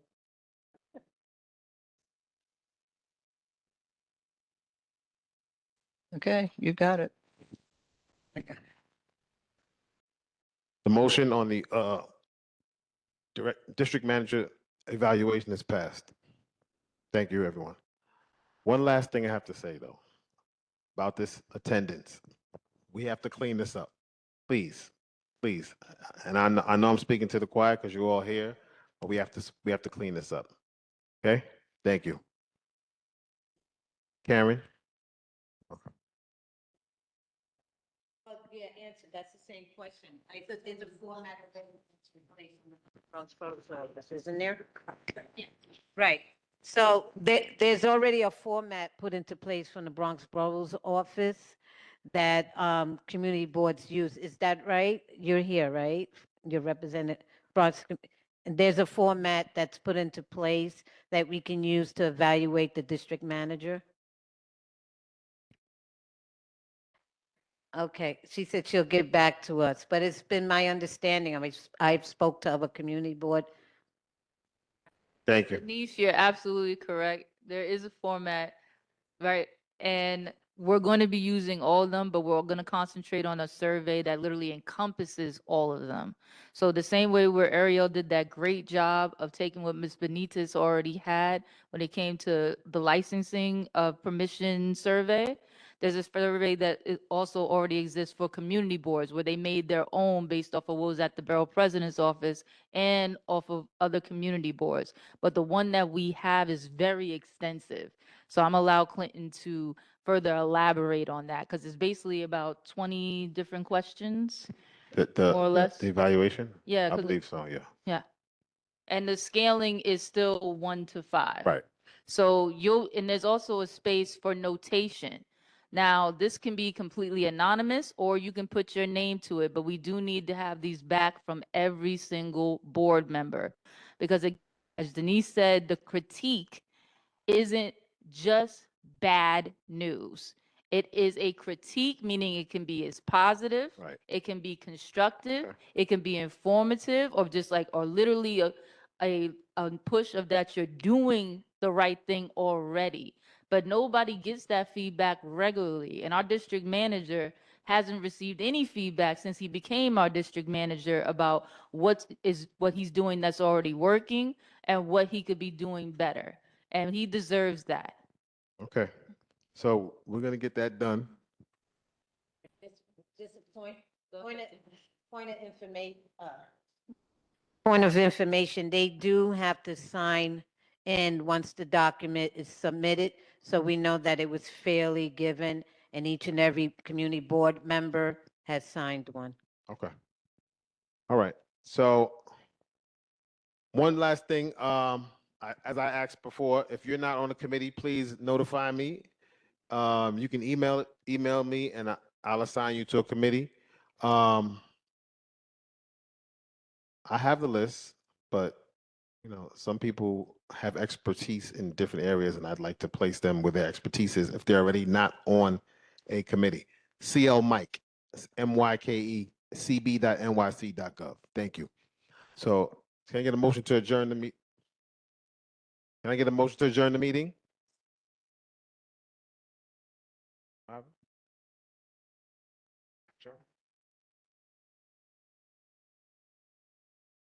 Who made the motion? I second. Okay, thank you, Deborah. Everybody have a good night. Get home safely, please.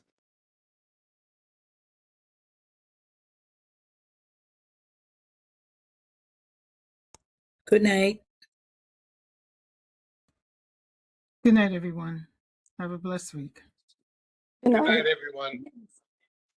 Like government information.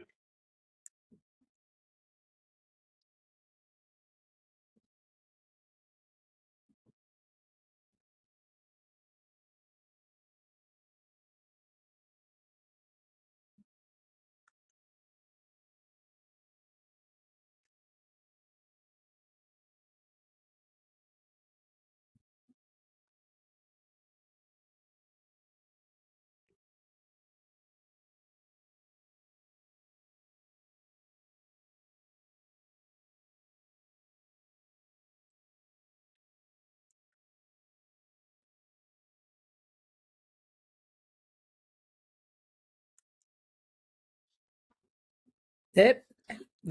I'm leaving the meeting. Real.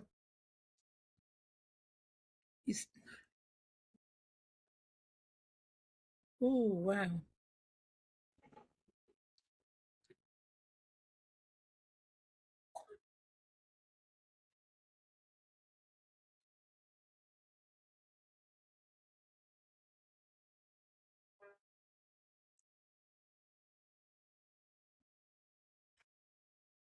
Real, how do I do this?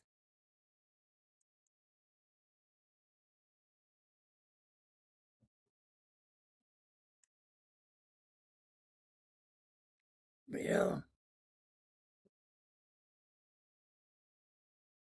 Hmm.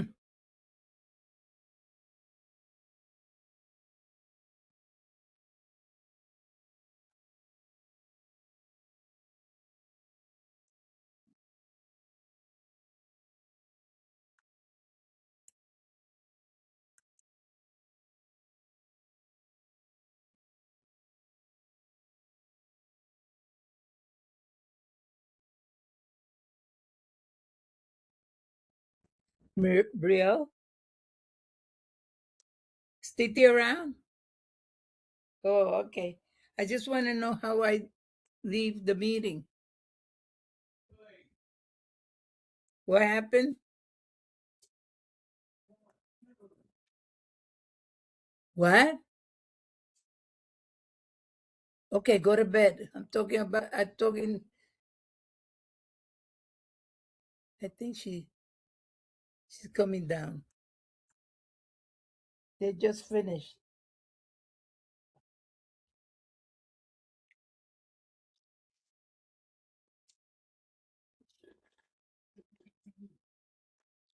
Huh? It says leave meeting, but I couldn't get out.